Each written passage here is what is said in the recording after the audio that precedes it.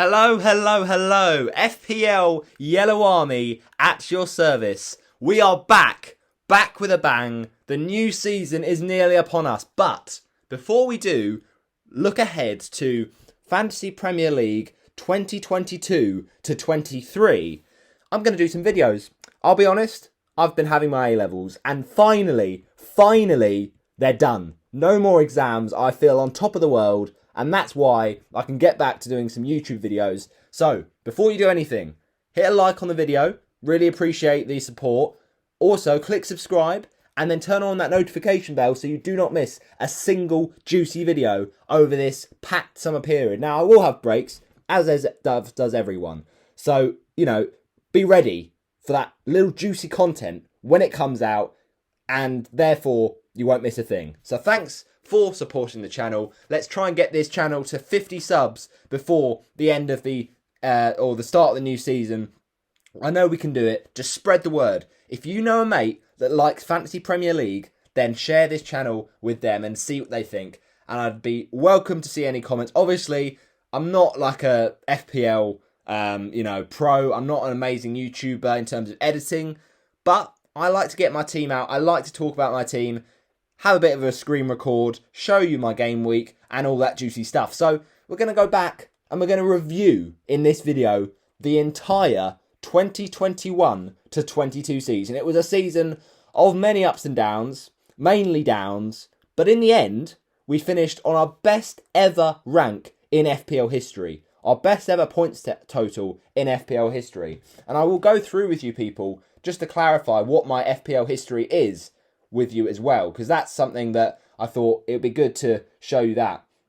So yeah, let's kick off then by saying what was our final rank and what was our final points of the 2021 to 22 season. Well, we finished FPL 2021-22 with 2,498 points. Can I just say that was above Mark Southerns from Black Box. So just saying, I've done it. But also, we finished above Nick Turner. That is, of course, FPL Juice Nick. So that was quite satisfying. We also won a mini league. Really, really strong. And that's really good. And also, can I just say, beat my goal from last season. My final rank from last season was 267k. My goal going into this season was just, I'll take top 200k, because I knew how good of a season I had in 20 to 21. It was my best ever rank, 267k. I was like, come on, this is going to be good. I feel like I can beat my record. But I didn't just beat it, I more than halved it. Unbelievable. So yeah, 2,498 points is really, really strong. And I'm not going to lie, I'm a bit gutted, because we are only just 4 points off from finishing in the top 100k this season. And my goal at the start of the season was top 200k. If I'd have got inside the top 100k, honestly, I'd have been absolutely delighted. I'm still delighted, but it would have been nice. Of course, wouldn't it be nice to always finish that bit above? But, that's just always being optimistic. And sometimes when you think about the season as a whole, this FPL season has served up a lot of nightmares. I'm so proud of myself for getting 109k. 109,677. So let's quickly, before we do recap the whole season for Gameweek 1 to Gameweek 38 for the 21-22 season, let me tell you my FPL season history, right? So my first ever FPL season was in the 2018 to 19 season. So that was the season that Watford actually ended up going to push for Europe, went to the FA Cup final. And basically, I just banged FPL. Like, I banged it. When I mean bang, I came and started playing the game. I was there with a bang on the entrance. Admittedly, I was such a casual at that point. Like, I was literally playing hits for days. Like, it was just unhealthy. And I remember just thinking midway through that season, who cares? Like, honestly, who cares? I'm just having fun here. And that was reflected in my points and my rank. I finished on, it's not too bad, but it is still a pretty awful rank. 1,872 points in that season, with a first rank ever in FPL history of 3,391,639. So, not to troll him, but Ash from Ash from FPL Juice. Just a quick shout out, mate. You did have a good season. That season you got top 10k, but you've been pretty near the 3 million mark most seasons. I know you finished about 409k this season, but mate, that's where I started off my first season. Fair enough. Some people start off badly, and that was not the best. But I was learning. I didn't know what the game even was, to be honest, since that season. So it was great to at least get the ball rolling with a rank of 3,391,639. Okay, not great. But technically, when you think about that, and there's at that point in the season in the FPL history, I'm pretty sure there was about 4 million players. So it could have been worse. We could have been in the 4 millions. I'm not quite sure actually what the numbers are. I'm just guessing. But ultimately, we move 2019 to 20.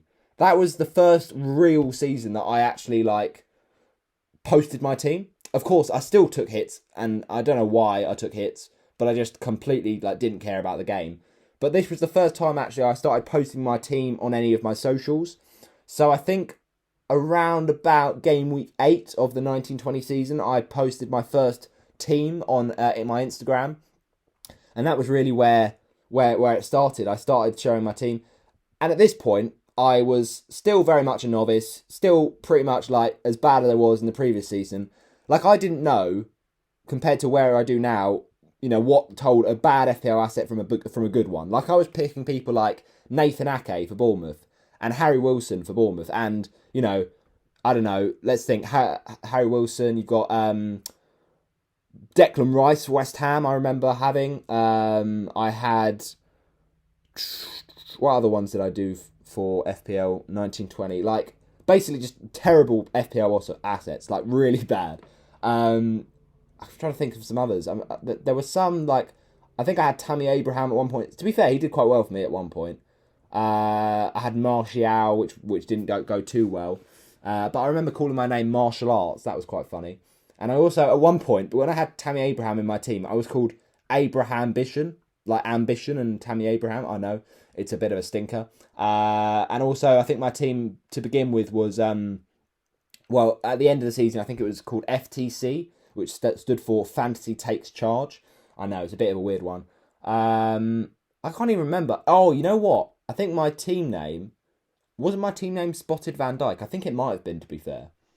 Quite early on, it probably was. And then I think I called it something to do with Lundstrom, but I can't remember what exactly. But basically, yeah, that 1920 season was pretty poor because, as I said, I kept taking hits. I kept just not really caring about the game. But I, did get points. I got Lundstrom in. I got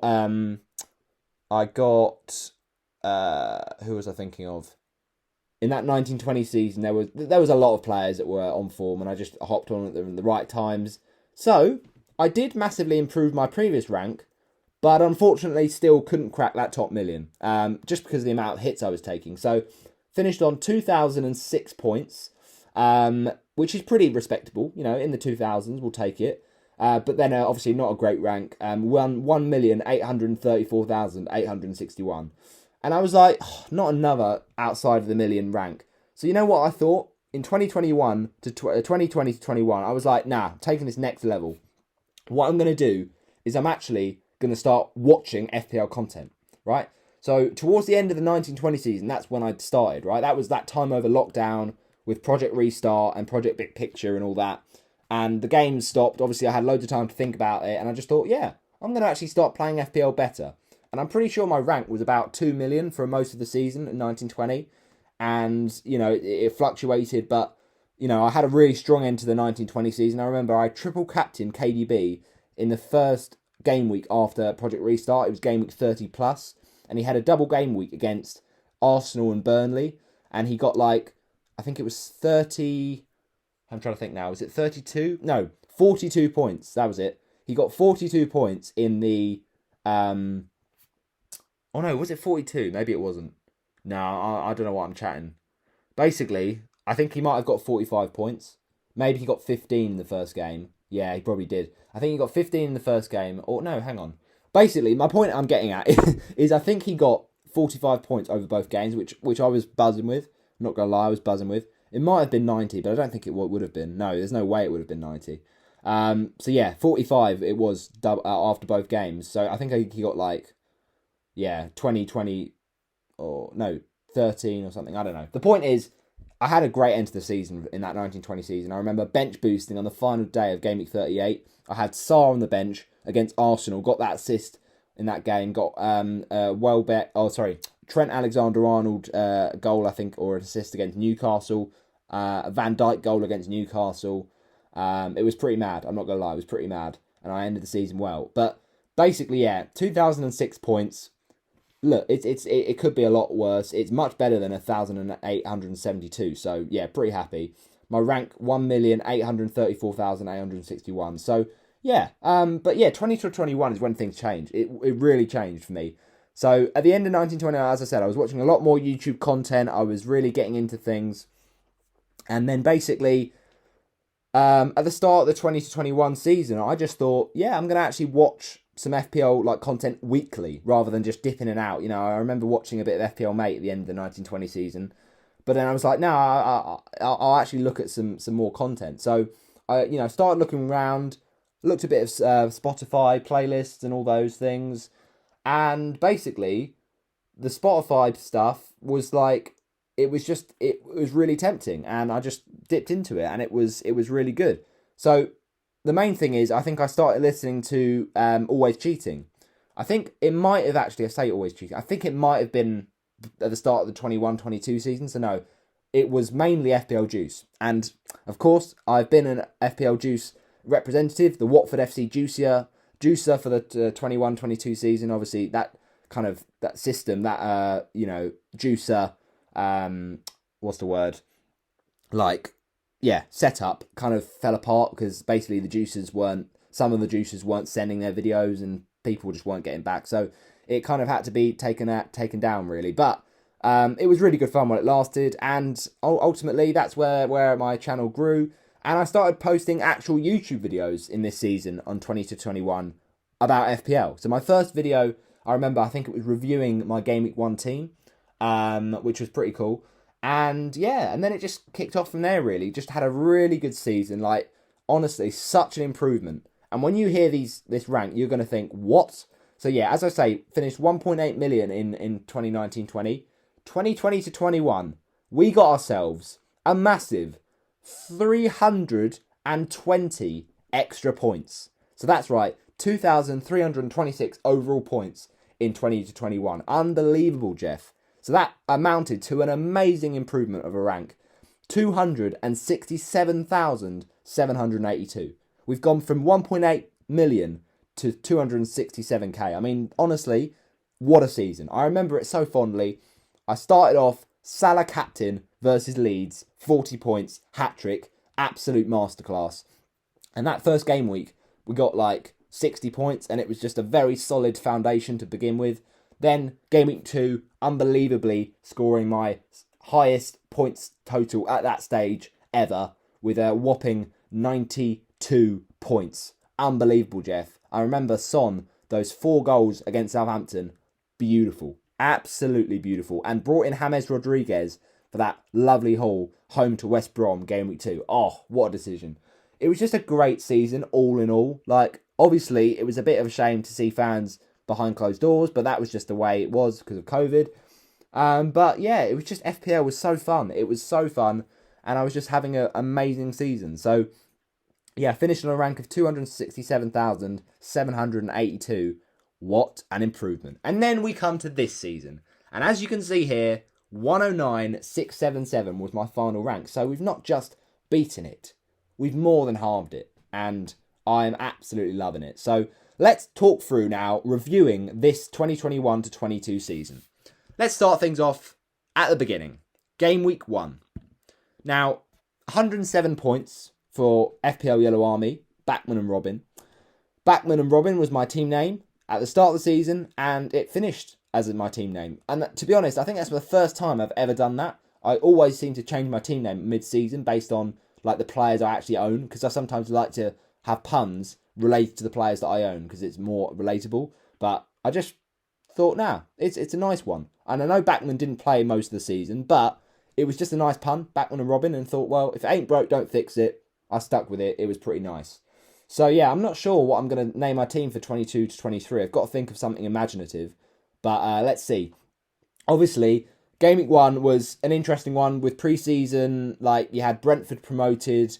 You had, obviously, Norwich as well. And I kind of thought Brentford would be good. I thought they would be decent. I didn't think they would stay up, but I thought they would at least do something. So, talking of that, by the way, you can see on my other channel, my Roberto the Hornet channel. So if you don't already subscribe to that, just really appreciate it. That will be a big end of season reviewing my Premier League predictions video coming out very, very soon. So do get your notifications turned on for that one, because reacting to some absolute stinking predictions made back in August 2021, that was a bit of a nightmare. But anyway, we'll get to that in due course. But yeah, ultimately, it was a very, very interesting pre-season. Obviously, you had, a lot of players coming in with their prices. And, first of all, the fact they priced Mane at the same price as Salah, I was shocked. I was honestly shocked. Because I was like, well, that's just not even a debate. Salah's going to be the one. He's on pens. He is the FPL GOAT ever since he's been in the Premier League with Liverpool. That first 17-18 season, unbelievable. And he's not really, let the standard drop at all. So, yeah, I just thought, Game Week 1, Norwich away, you have to captain Salah. I should have captained Fernandes, but, he was playing Leeds. You'd arguably argue, funny enough, that at the end of the 20-21 season, Leeds Defense did improve. And we kind of thought, okay, yeah, they're not still that good defensively, but you still think Norwich are worse. But it didn't play out that way. And Fernandes still got me the hat-trick. Unbelievable game week. I remember also thinking, there are some great players looking in terms of form for pre-season. Like Bernardo was looking unbelievable. And I was just put off by him because I was just like, I've not seen it enough in the Premier League for West Ham. So I held fire. I kind of wish I hadn't. But we'll get to that. But ultimately, what a game week to kick off a new season. 107 points. Beating that game week rank of all game weeks, basically. It was my highest ever game week rank across the whole season was game week 1, which, kind of shows how the season's kind of gone. Obviously, I had a good season, but it did go down as time progressed. So, yeah, what a way to start. Unbelievable. You always want to get off to a good start, and it's always hard knowing who's nailed, who's going to be a good asset, who do you want to get on soon, which of the promoter clubs do you really go for. One of the promoter clubs that I did put a bit of money in was Watford with Ismaila Sarr. And what did he do? Scores a goal against Villa like he always does. And I remember just thinking he was going to give Matt Targett an absolute battering. And that's exactly what he did. I was at the game. He absolutely tormented Targett. And I think he actually ruined his season. He couldn't come back from that moment. And he went to Newcastle to try better things. And, he was all right at Newcastle, but yeah, he just got absolutely destroyed by the Senegalese king, Ismaila Sarr, speed demon. So it was a great transfer in for have him game week 1. But let's break it down.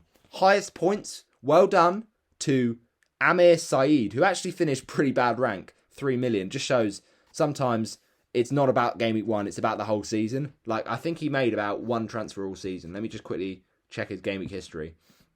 So yeah, transfers made. All right, he made 9 transfers in one game week. Is he actually losing the plot? And then he didn't make any other game week transfers. Wow. Okay. Yeah, but fair enough. He can have that claim to fame. 150 points in the first game week. Look, it was a game week of odd scores, odd hauls. Like Pogba 4 assists. Who saw that coming? Ayling goal. I think everyone benched him. Fair enough if you didn't, but I think everyone did. And I had him on third bench, typically. Antonio, man. Antonio is just really weird because he always starts the season on flames. He never ends the season that well, apart from that 2019-20 season where he scored 4 against Norwich. But usually starts the season really well, and then it's really awful for the midway point, and then maybe he'll get a couple of goals towards the end. But oh my gosh, what a start Antonio had, and he really was pretty poor across the season. But yet, he scored enough goals across the season to be one of the best FPL strikers, and right at the end scored that goal against Brighton. So yeah, it was an amazing start for those two, Benrahma and Antonio. So fair play if you own them. Salah triple captain, as I've just noticed as well, which is very interesting. Game week 1 triple captain, I'm just not a fan of.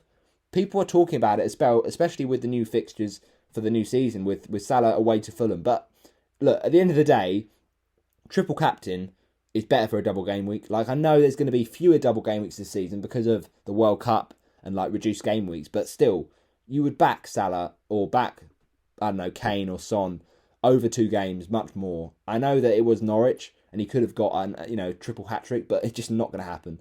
So like game week 1, I know it's tempting, but you've got to kind of be very patient at the start of the season. You've got to hold players that you think are worth holding and also be patient with your chips, man. Like, honestly, these players can bang when you have chips and when you use them in the right game week. So yeah, fair enough, 51 points, but we'll get on to triple captain Salah later in the video, and that really did go well for me. Pereira, unbelievable. He started the season so well, got an assist against Wolves, assist against Norwich. Like, he is so good when he's fit in terms of his attacking threat that the Portuguese brings, but you just feel for him with injuries. Like, Leicester were plagued by injuries this season, so that's an interesting one. Tsimikas, what a hero. Game week 1, everyone was talking about it. Robertson got injured. You just thought, why would we not? A 4.5 Liverpool starter, and he was pretty much like well known by Liverpool fans to be quite good. So, it's really, really nice when those kind of cheap defenders come in. And honestly, I just feel like with Richarlison, like he was one of those players that I just don't really ever like choosing, because with what he did at Watford, like he was just a bit of a, I don't know, drama king. Just he basically stropped his way out of the club, and that wasn't nice. Obviously, the snake really is Marco Silva, but who of course will be managing for Fulham in the Premier League next season. But no, what I mean is he just never makes me want to pick him. And I get he had a good season, but yeah, fair enough. Anyway, that was their team. Forget their team. It's all about my team. Oh, flash forward to Gameweek 38. No, that's not what we want to do. But 107 points on the Gameweek 1 is unbelievable. Daniel Backman, honestly, I was at that game. I was like, how has this guy conceded 2 goals in the last 20 minutes? Honestly, it was just a sign of things to come for Watford's season in general. Like, we were absolutely fantastic out of the traps in that first Villa game. One of the performances of probably the last 2 Watford seasons, and yet somehow we let Villa back into the game with an absolute wonder goal from John McGinn, it's got to be said, and a penalty from Danny Ings, which, I did own Ings, but I'm not gonna complain too much, but at the same time it was annoying. But we got the job done, and Backman's 1-pointer was a bad start to his FPL history in my team. But look, we kept the patience. He did get some save points in Gameweek 3, but yeah, it wasn't a sign of good things to come. Then we talk about the defence. I mean, look, Trent, he is Trent, okay? Didn't get an attacking return in the first game, but come on, he's not a robot. He is unbelievable. And I know people will say Robertson is just as good, if not better, especially with how they ended the season. But look at Trent, man. Just look at him. He is a work of FPL art. Across every season, he is, in my opinion, eventually better than Robertson. And he is basically a midfielder. Let's not take the mick here. How is he not a midfielder? With the amount of points he scores, season in, season out. This season, 208. Last season, 3,000. 3,000. It would help if I looked at the right thing. 160 for a defender, man. 210 the previous season. 185. Madness. When he plays a full season, you just know he is gonna rip it up. And he had another great season. It's got to be said. Luke Shaw, oh my gosh, this guy was the troll of the season. In terms of, obviously not across the season because no one cared about him, but for Game Week 1, oh my gosh, what a troll. I remember that 18-19 season that Luke Shaw started playing well for Manchester United, and that first game against Leicester, scored his first senior goal. People were like, oh, this guy's all right. He wasn't very much of a presence across the whole season, so we were kind of like, oh, really? Not that phased. But then, obviously, 20 to 21, he had a great season. He was just so attacking. And I don't know where it came from. He just turned into prime Diego Carlos. It was just crazy. And obviously, with what happened at the Euros, back post goal in the final, everyone was gassing him up. And rightly so, because he looked brilliant as an asset for a Big Six team at that time. Well, I say Big Six. They are still, maybe not. But the point is, United were looking much better last season.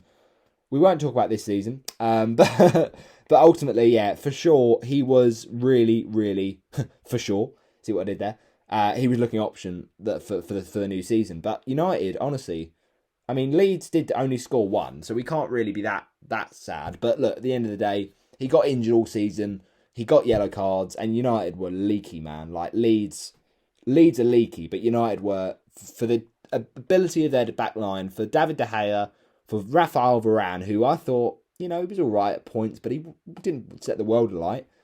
Honestly, United were dreadful, and that was a big mistake. But, we couldn't have known that before the season kicked off. Tsimikas, legend, as I've already touched on. Greenwood. Now, look, it's a very, very simple discussion here. This man does not have any chance of getting back my respect on a human level one bit. Now, honestly, Manchester United's season was made worse by not having Mason Greenwood in their team. Does that excuse the fact that it's a footballer? No. Does that excuse his behaviour? No. So I'm not saying, Manchester United is a joke, they shouldn't have, been taking Greenwood away from them. Absolutely not. And honestly, it makes me cringe and my toes curl that I actually owned this human being in my FPL team. But of course, we weren't to know it. And he, to be fair to him, from an FPL point of view, not as a human point of view, he started the season well. But, oh my goodness me, what an absolutely disgusting human being. And it's abominable. It's not, there's no way that you can forgive. So, yeah, we're not going to talk much about him, as you would expect. But obviously he did start the season well, scored a goal against Leeds, got the bonus point. It was one of those ones where I got on that bandwagon quite early on in the season. A lot of people didn't get him in. And he started the season on a great piece of form. And then obviously when Ronaldo came in, it was hard for United to get Greenwood the best out of him. But obviously, yeah. So yeah, look, at the end of the day, for FPL terms, he got me some points very early on in the season. But in every other sense of the word, I'm absolutely appalled that Greenwood has been this person. And just on a human level, like how do these people think they can get away with it? How do these people actually think that they have the audacity to do these things? I honestly don't know.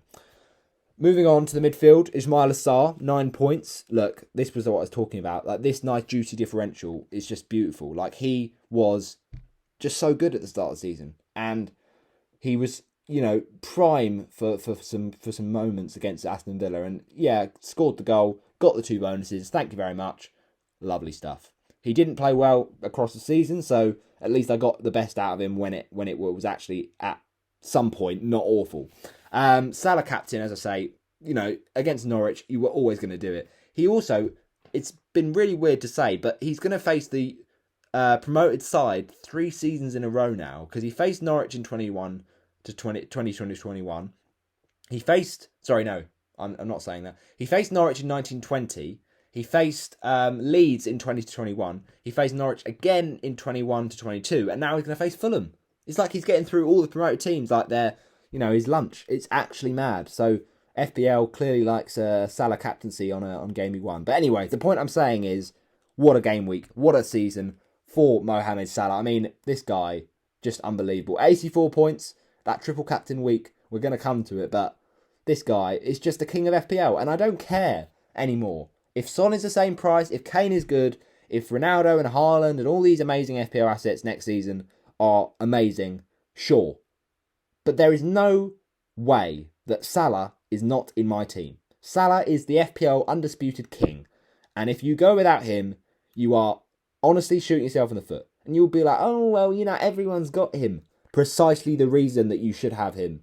I know that EO is not a thing you should think about all the time. And you should not let it dictate you, play your own game 100%. But Mo Salah, I'm sorry, every season he is essential. Every single season. He is a freak of nature. But yeah, unbelievable first game week. Nice goal, nice 2 assists and 3 bonus points. Bob's your uncle. Fernandes, honestly, absolute stinker of a season. Like, honestly, Man United were just so bad on all fronts. But he started the season well in a game we expected him to against a leaky Leeds Defense. I mean, look, I captain and vice captain, the best two players I could have. It's small margins. Like obviously it would have been nice to get a 40-point captaincy, but it's 6 points in it, man. Like honestly, don't cry about it. So yeah, Fernandes, brilliant, absolutely brilliant. And I did actually get him out in Gameweek 23, I think, and he got me loads of points, and I think I'll come to that. But yeah, around about that time, Fernandes was pretty poor all season, but I got his big haul, so I'll take it. The front three, now this is just absolute memories. Like honestly, when you compare my front three from this season, Gameweek 1 to Gameweek 38, it's so different. It's actually so different. Ivan Toney, look, he was actually a very good FPL asset. You know, he started really frustratingly, and I, of course, sold him the game week. He went and scored his first goal, typical. But yeah, he was a slow starter. Then he did really pick up, and he actually ended the season really well. So he's going to be really tempting at one next season, but only if he's priced, you know, very, very nicely. Like if he's 7.5 million, you think, oh, I'm not quite sure about that. But yeah, for a first season, like I thought he would do some bits. I didn't think he would be this good. Like he was really strong. But obviously we were felt robbed by that Gameweek 1 Arsenal game because we were like, what? We've just seen him get a touch for that flick for Norgard. But no, fair enough. Apparently it didn't come off him, and Toney, yeah, was really a frustrating one for points in the season, but across the season, a good own for sure. Danny Ings, 7-pointer, okay, got the bonus point. It's a return at the end of the day. And then, boom, Mikel Antonio, he always starts the season strong. 2 assists and a goal and 3 bonus points. Okay, he misses a penalty, but we don't care about that, because he is a legend, Mikel Antonio. Just, please, those hamstrings, man.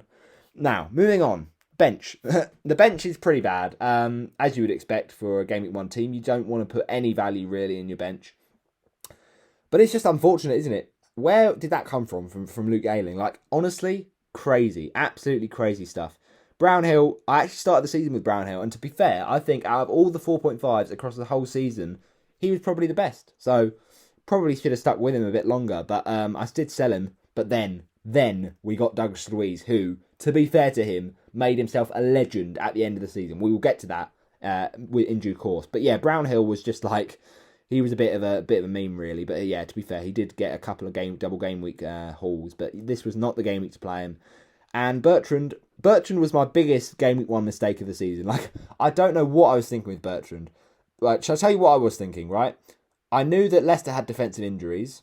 I knew that realistically, we weren't going to see, you know, most of their left back start, because I'm pretty sure at the time Luke Thomas and I'm trying to think who the other one was now. Who's Leicester's left back? I can't even think now. Oh, is it? No, it's not James Justin. Was it Castagna? I don't know. The point is, Bertrand, before the season started, was available, and I was like, yeah, new signing. He's going to play, and he's actually quite attacking with his, you know, goals and assists he got at Southampton. So it just made sense. And Leicester's fixtures were pretty good, so I was like, yeah, I'll take a Leicester defender. And then, literally, I don't know how, but like midway through Game Week 1, he picks up I don't know, he might have got injured in the first game, or he might have got injured in like training behind closed doors, but he gets injured. And I'm just like, oh, that's a shame. Because I got him in to not play him in the first game week because I had loads of good starters, and then play him when he had Norwich. And what happens? Oh, yeah, of course. Typical. He goes and misses Norwich, and it's just like, well, that was just a wasteless transfer. But Ben Foster, shout out to Ben Foster, man. I know he wasn't great from a goalkeeping point of view because he conceded lots of goals, but you can't really put it down all to him because, yes, he made a few mistakes, but the defence was far, far worse. Like, he made a lot of good saves, Foster.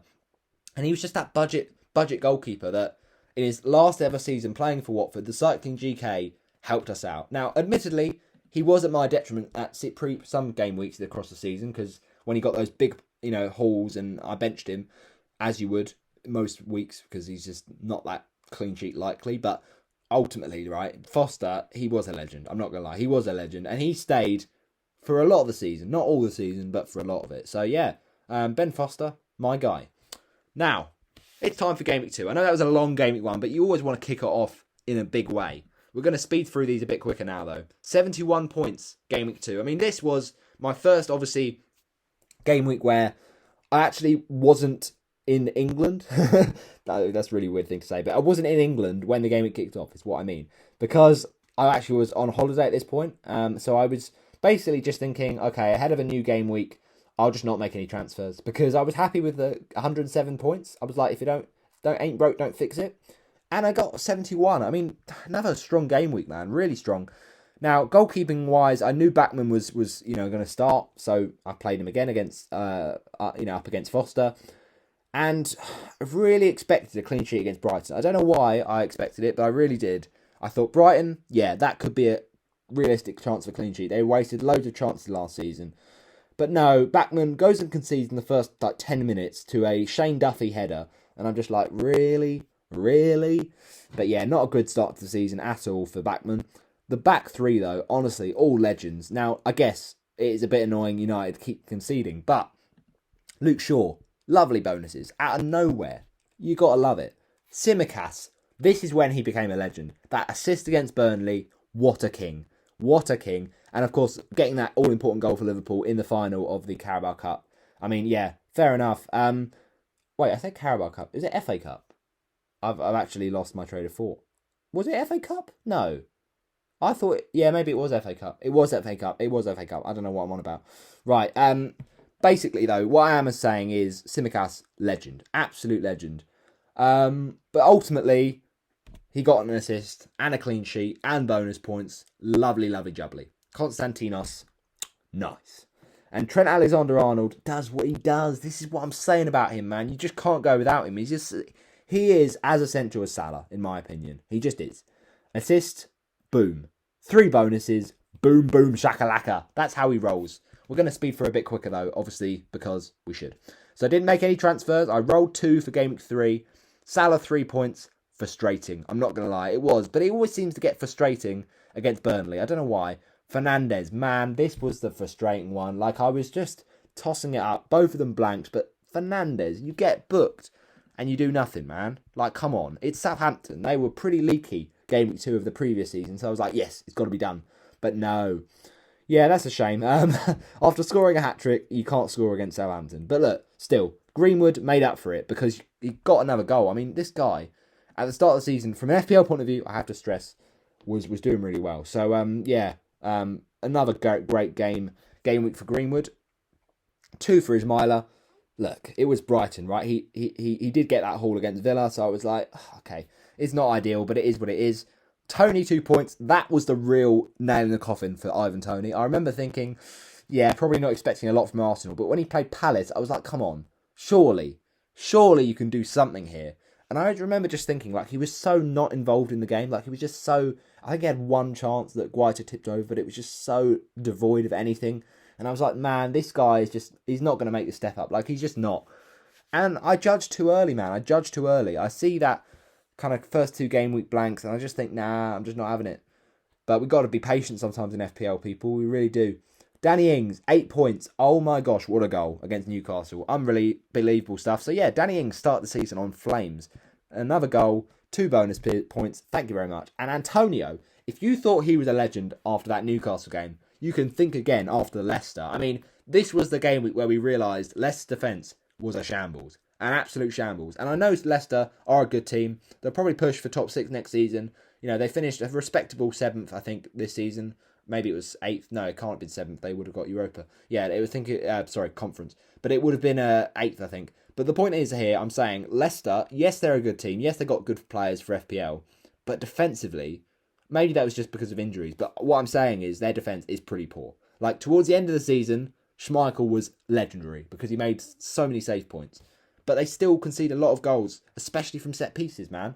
But Antonio, he went off in this game. Like, I was literally in sunny holiday, just seeing the scores of the West Ham game on the Monday night. And I was just like, this guy is a machine. 2 goals, an assist, and 3 bonus points, and celebrates with a cardboard cutout of himself. I mean, what a legend. Such a legend. Thank you, Mikhail. I really appreciate it. And then benching. Look, the benching, at least I didn't have any benching regrets this game week. I mean, you say that.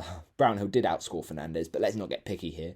Yeah, Ayling obviously did not get that clean sheet against Everton, so, you know, benched him, fair enough. Brownhill, we were never going to play, and Bertrand, still injured, man, still injured. So game week number 3, we move to game week 3, and this was kind of interesting, because it was rounding up August, and I was kind of just not expecting a lot, but 69 points was very close to 71. So it was like I was consistently doing very, very strongly. Backman, did I expect a clean sheet against Tottenham? No chance. No chance. And was I going to swap a goalkeeper that early in the season? No.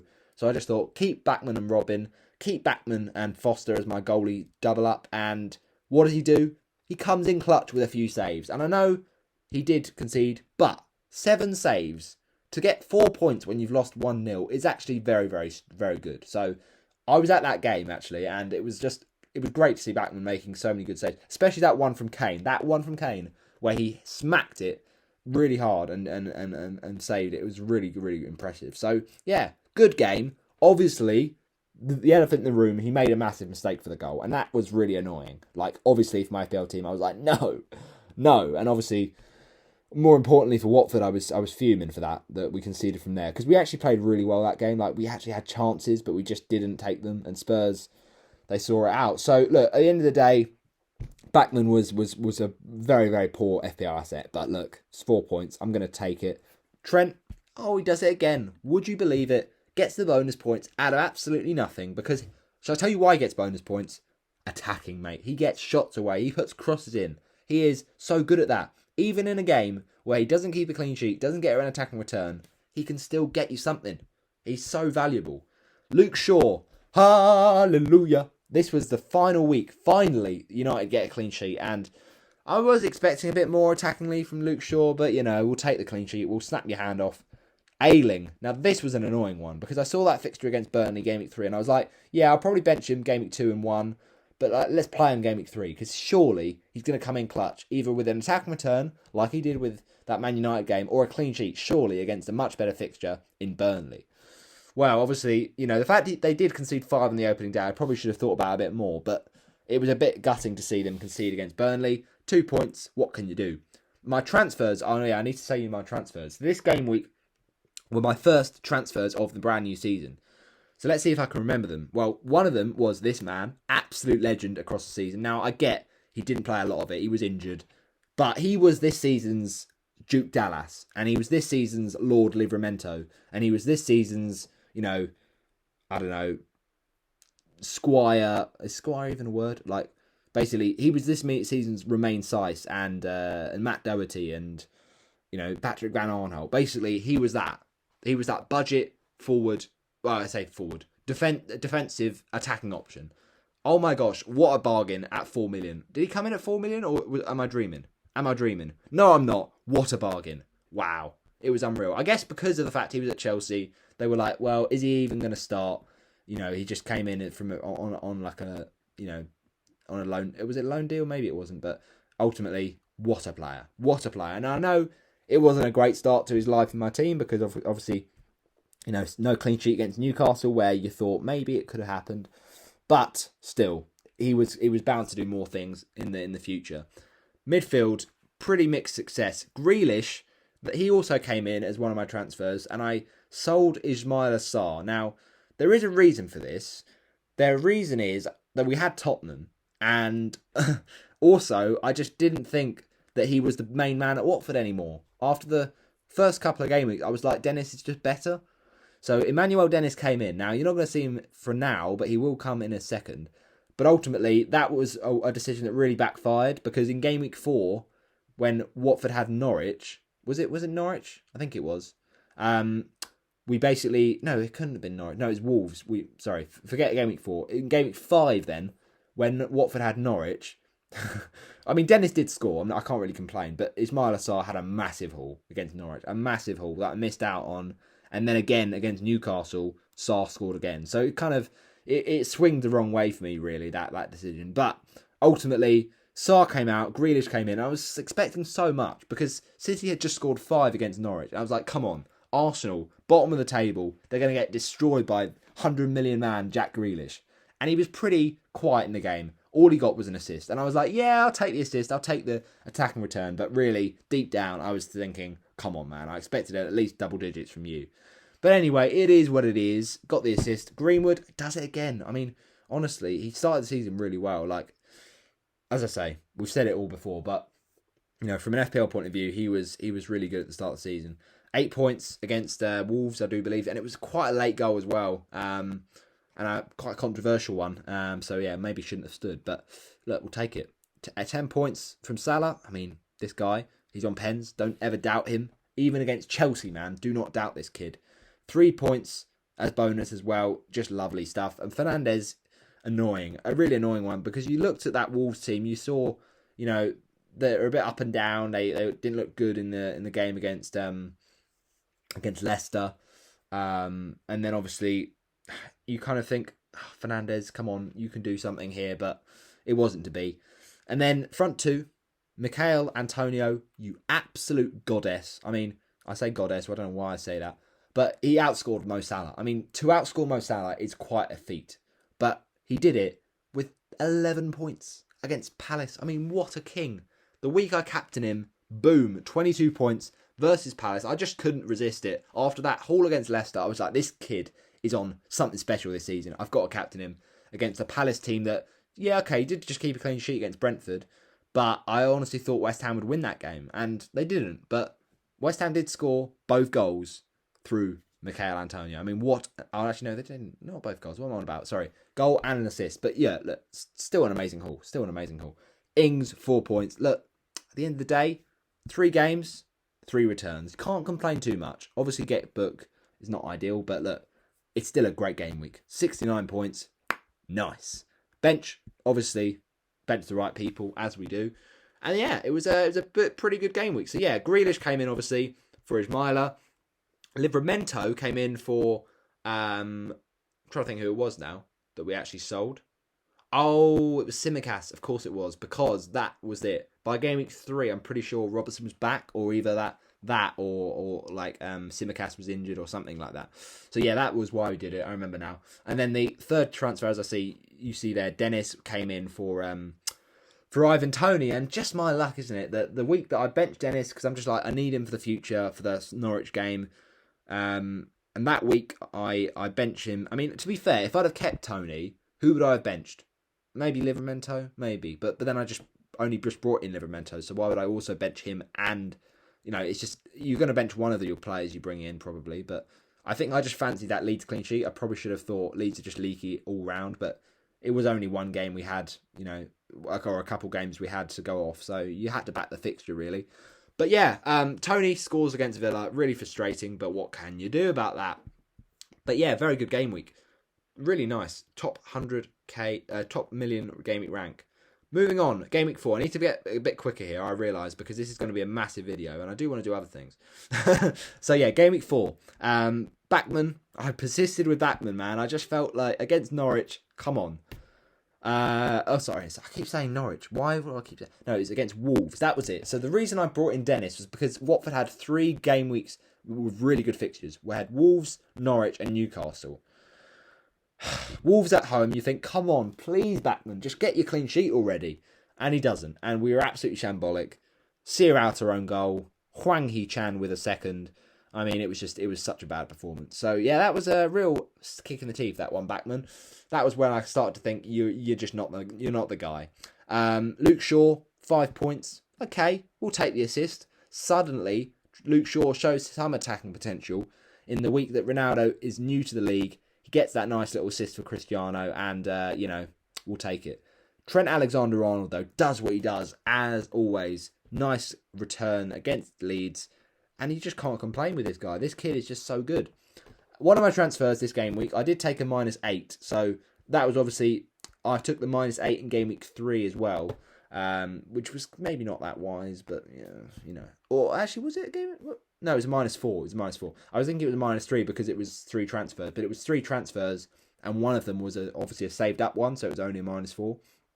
But yeah, I made 3 transfers this game week as well, and I just felt like, yeah, I wasn't getting the vibes. I wasn't getting the vibes from my defence, and especially from my Ryan Bertrand.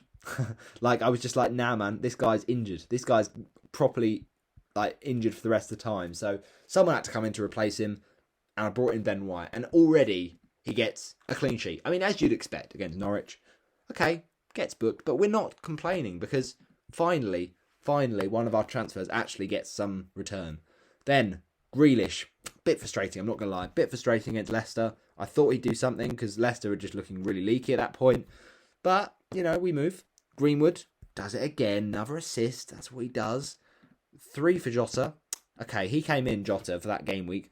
Reason for that was they had a nice looking fixture. Against Leeds. But, that's just unlucky stuff, really. Mane was hogging all the ball, not giving it to Jota. What can we do about that?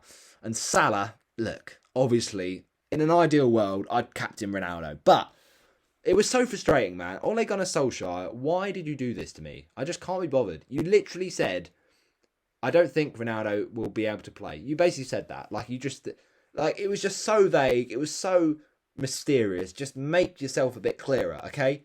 If you had made yourself a bit clearer, I'm not saying tell us either way, but the way you said it, framed it like he was definitely going to be on the bench. And it was just annoying. If I'd have actually, heard it in a different light, in a different way of it being phrased, then we're captaining Ronaldo for his first game week back since leaving Real Madrid and Juventus. So, yeah, shame. But, look, he still came into my team. That was still a risk in itself because people were thinking, well, would he get benched against Newcastle? But he wasn't, and he got the points big time. But Mo Salah does what he does against Leeds. It's always a tough one to keep him out against the leaky Leeds defence. And Ronaldo, what a transfer in. So yeah, he came in for... Jota came in. I don't know why I keep trying to guess the transfers. Let me just look back at the transfers. You see what I'm saying? Yeah, so looking at the other transfers that I did then, yeah, it was Fernandes that came out. I remember that now because the whole discussion was, do you go Ronaldo or Fernandes or both? Well, you can't go both, so you have to sell one of them to afford the other. So obviously everyone was selling Fernandes because he had started the season pretty poorly other than that first game week. And, it was Ronaldo. Obviously you're going to make, move heaven and earth to get this guy into your team. So, yeah, Jota came in. It was a bit annoying, to be fair, because Fernandes did score against Newcastle, but, I was kind of getting Jota for the long term. And Danny Ings, obviously, didn't do the bits against Chelsea, as you would have expected. So then I was like, yeah, it's just got to be done. Ronaldo, in you come. And 13 points. Beautiful. Absolutely beautiful. So, for a -8, it was pretty successful, I'm not going to lie. But what I couldn't have expected was blooming Michail Antonio, man. Where did that come from? Start the season so well, you get a red card. I mean, it was just crazy. It was crazy. So he forced me into a few decisions in the next couple of game weeks. Dennis, 1 point. I mean, come on. It's Wolves and you get booked and do nothing. Disappointing. And then the bench. Livramento, the first time I bench him and regret it. I mean, look, you couldn't have really expected it. West Ham were doing well. Antonio was scoring goals. And out of nowhere, Southampton find a way to keep a clean sheet. And to be fair, McCarthy had an unbelievable game. But look, who'd have thought it? Who'd have thought it? And then, obviously, we benched Ayling against Liverpool. Why wouldn't you? Obviously, it's Liverpool. So, yeah, good game week. Solid stuff. Moving on. Game week 5. Now, this is where we thought we had to change things because... Actually, I say we had to change things. I'm chatting absolute rubbish. No, we started Backman. We started Backman because we thought, yeah, okay, we've not had a good start to the season, but Backman is still number one choice. So, we're just going to go with it. But apparently news of a injury leaked and then Foster started. But I was like, chill. I've got Foster, man. It's fine. Was I expecting a clean sheet against Norwich? Yes. I'm not going to lie, I was. Got a few save points. Okay. But really... No clean sheet against Pookie. Come on, man. You're better than that. But anyway, the back three, sure. Nah, man. Really frustrating against West Ham. They score that jammy goal. Varane, I think, or was it Varane or maybe it was Wan-Bissaka or someone. It just deflects off that shot from Benrahma. And Benrahma at this point was getting on my nerves because he was scoring points and I was just like, I can't really justify bringing him in. But at the same time, he was doing quite well, so it was kind of a difficult decision. Ayling 2 points. Oh my gosh, Leeds. Why do I think you're going to get clean sheets? I just don't even know. But Newcastle did score in that game with Alan St. Maximan, who, obviously always scores when I don't own him. Ben White, 7 points. I mean, this guy, legend. Absolute legend. He followed up his clean sheet against Norwich with a juicy 7 points against Burnley. 7 points. Beautiful. Free Jota. I mean, I was getting really frustrated with that, to be fair. But I was thinking, it is Jota. Maybe keep the faith. Salah. Mo Salah. Legend against Palace. Honestly, what a haul. And Just a shame he had to take his shirt off and get booked. But, 24 points, we can't complain. 2 from Greenwood. This was the signs, I think, of United starting to decline and then change their ways, really, because with Ronaldo scoring all the goals, it meant that everyone else wasn't. So Greenwood was starting to get quieter. So I was thinking, I might have to drop Greenwood soon. Grealish, against that Southampton team. I knew they kept the clean sheet against West Ham, but I was thinking they're surely not going to do it against Southampton. And I remember thinking, I'm saving Grealish for that Southampton fixture. Does nothing. Really annoying. Dennis, finally, does the bits for me. Gets his first goal in my team. And it was a great celebration, can I just say. What a header. What a celebration. Bamford, good transfer in. So this was one of my other transfers. He came in for Antonio because of the red card. Got the assist against Leeds. Obviously, could have been, against Newcastle. Could have been so much more, though. I remember watching that game on Friday night. And Bamford, you had that one-on-one chance, mate, and you missed it. What were you thinking? Then Ronaldo does it again. The GOAT doesn't mess about. Another goal. The back four, though, the substitutions. What am I on about back four? But yeah, Livramento does it again. I mean, where's he getting these clean sheets from, man? Like, against City? Nah, come on. Anyway, we move to game week number 6. Game week number 6 was probably my least favourite game week of all time. Not just this season, but every FPL season. And I'll tell you why. Firstly, oh my giddy aunt, how are we not keeping a clean sheet against Steve Bruce's, Mike Ashley's Newcastle? Oh my gosh, that team was in an absolute mess when we played them. And yet, we made them look like prime Barcelona. They were playing all over us. And we were very, very lucky to get a point out of that game. Honestly, it showed how terrible of a season we were about to have. Because we were just getting stepped on by an awful, awful club at that point in time. Obviously, Newcastle came and got the takeover and played really well. But at that point, they were a mess. They were a walking mess. And we were even worse than the walking mess. Foster, how he's not keeping out that shot from Longstaff, I don't know. I mean, it's a good strike. He's hit it hard, but he's got to be doing better there. He's just pushed it into the top corner. Really frustrating. 3 points. Okay, yeah, a few saves, but it's not good enough. I need some more clean sheets, man. So yeah, this point, I was thinking the goalies for Watford are just not doing the business. Like, it's just not going to work. But ultimately, goalkeeping is one of those things. You don't want to overthink it in FPL, so you don't want to change it too much because then it's just a waste of a transfer. So it obviously wasn't going as I would have liked. Back four, though. Oh my gosh, this was a shambles. Absolutely unbelievable. Luke Shaw, man, you're such a troll. You're such a troll. Comes off after 33 minutes injured against Villa. Like, come on. You've got to be joking. He had so much attacking threat in previous games and in previous seasons. But out of nowhere, this guy looks so bad and then gets injured. I mean, could it be any worse? And gets booked. I mean, it was a stinker. And then obviously Villa go and win the game. It doesn't matter because he was subbed off. But 0 points, man. 0 points. Nah.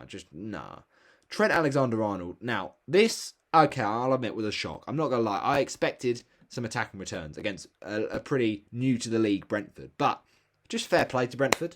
You just got to applaud them because they have been a great side this season to watch. And if only I'd have got on some of their players earlier on in the season. But Trent Alexander-Arnold, what can you do? Sometimes he's not going to be amazing because he can't be amazing every week.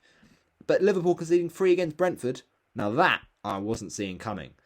To be fair, though, they just gave it their all. And Johan Wissa was a great player across the season. We'll talk about Johan Wissa in a bit. But oh my gosh, I should have brought in Johan Wissa, game week 38, instead of Ericsson. Oh, it's the decision that cost me top 100k. It's just so frustrating. But anyway, Livramento, 2 points. Oh, Tino, man, you're so annoying.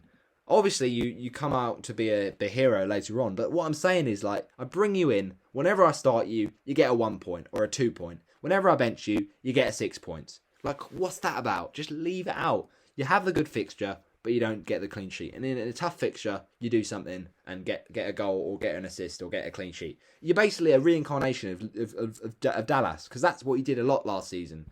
He got those goals against Man City, got those goals in games you wouldn't expect, and it's just like, come on, you can't prepare for that. And then when you play him against Norwich, for instance, he'll do nothing.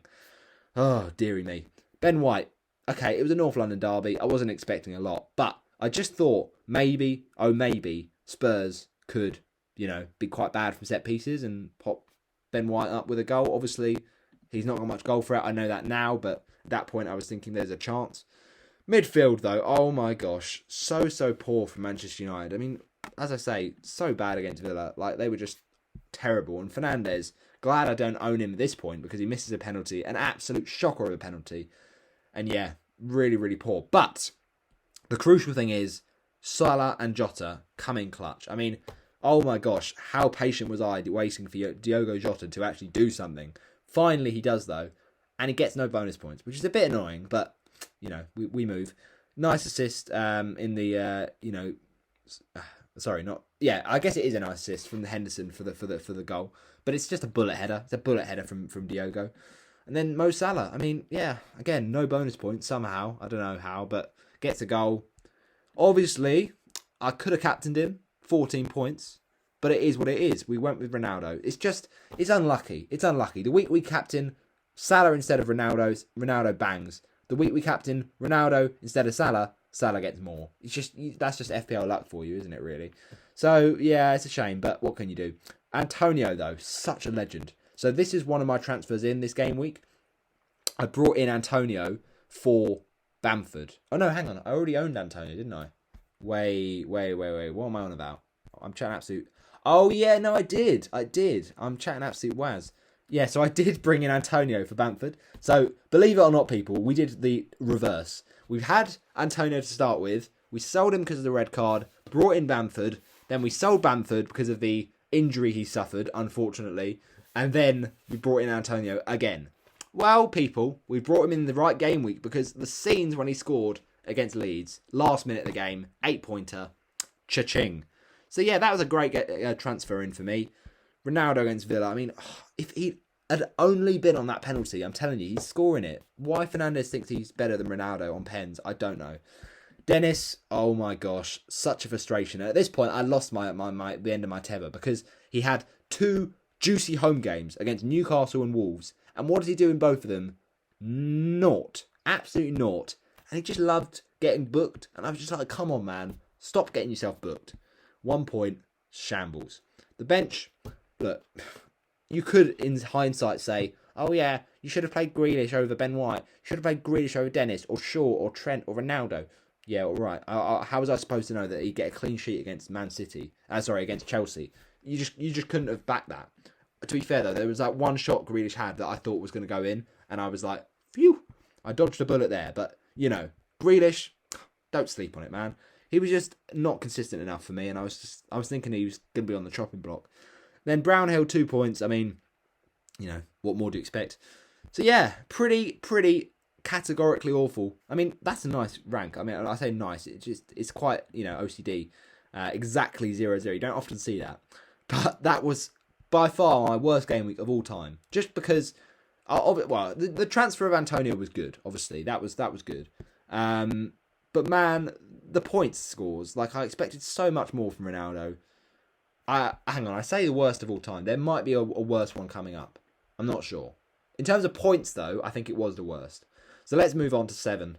Something's better. Right, so now this is when I hit my wild card. Because I was like, I was not happy with the previous game week. And I had to change things up. 45 points. To be fair, for a first wild card, I'm not happy with it, but I'll be satisfied with it. So, yeah. I mean, it was a tough game week all in all. I just found it quite hard. It was unpredictable, but we got 45. So, who do we bring in? We brought in Ramsdale, got the clean sheet against Brighton.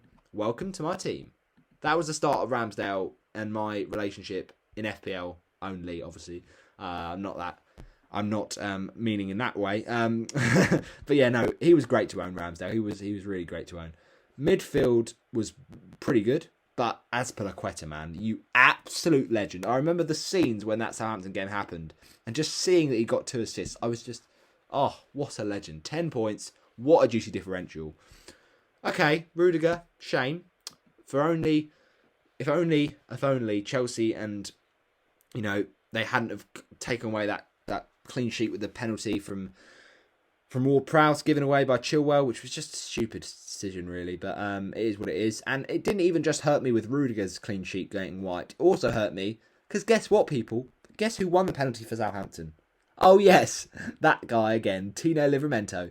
You're never going to start him against Chelsea. I'm not having it. So, I didn't get Tino Livramento's first attack and return. It does sting. I'm not going to lie. But it is what it is. Cancelo. Now, he came in as my wild card as well as Rudiger, because I was just like, how am I not owning this guy? This guy started the season so well. And I knew the risk. I knew the risk of bringing him in for a tough game against Liverpool. To be fair, though, he was unlucky, right? He got booked, and I thought it was a very harsh booking. And then Liverpool scored 2 absolutely wonderful goals that Cancelo couldn't have done much about. Okay, maybe he was one of the players that might have got completely sold for the Salah goal, but that was pretty much the whole Man City team. So I'm not going to complain too much. It was kind of like a long-term transfer in. 0 points, obviously, for your first time in my team. it hurts, of course, but it was a long-term move, really. Midfield, though, oh my gosh, this was a shambles. I don't know if I've ever seen a worse wildcard midfield. Forget Salah for a second. These 3, I had so much hope in, but Watford let me down again. I honestly, Sarr gets a goal against Newcastle, gets 2 against Norwich. I'm like, this guy is back on the radar. Why didn't I just keep him from the start of the season? But then out of nowhere, Ismaila Sarr looks actually shambolic. And Watford look actually I say out of nowhere. We were pretty poor against Newcastle, but we were even worse against Leeds. And to even compound the misery, it's not even like I've got a Leeds player that scored in that game. Rafinha does nothing. Brilliant. So yeah, Ismaila Sarr, yellow card. I mean, it's like Dennis in disguise. It's just I don't even know what to think anymore. So yeah, Salah 13. Okay, we'll take it. I mean, imagine if I'd have captained him. Basically, this shows that Salah's fixture proof. It just shows he can turn up against anyone. But what a goal! Goal of the season winner by far.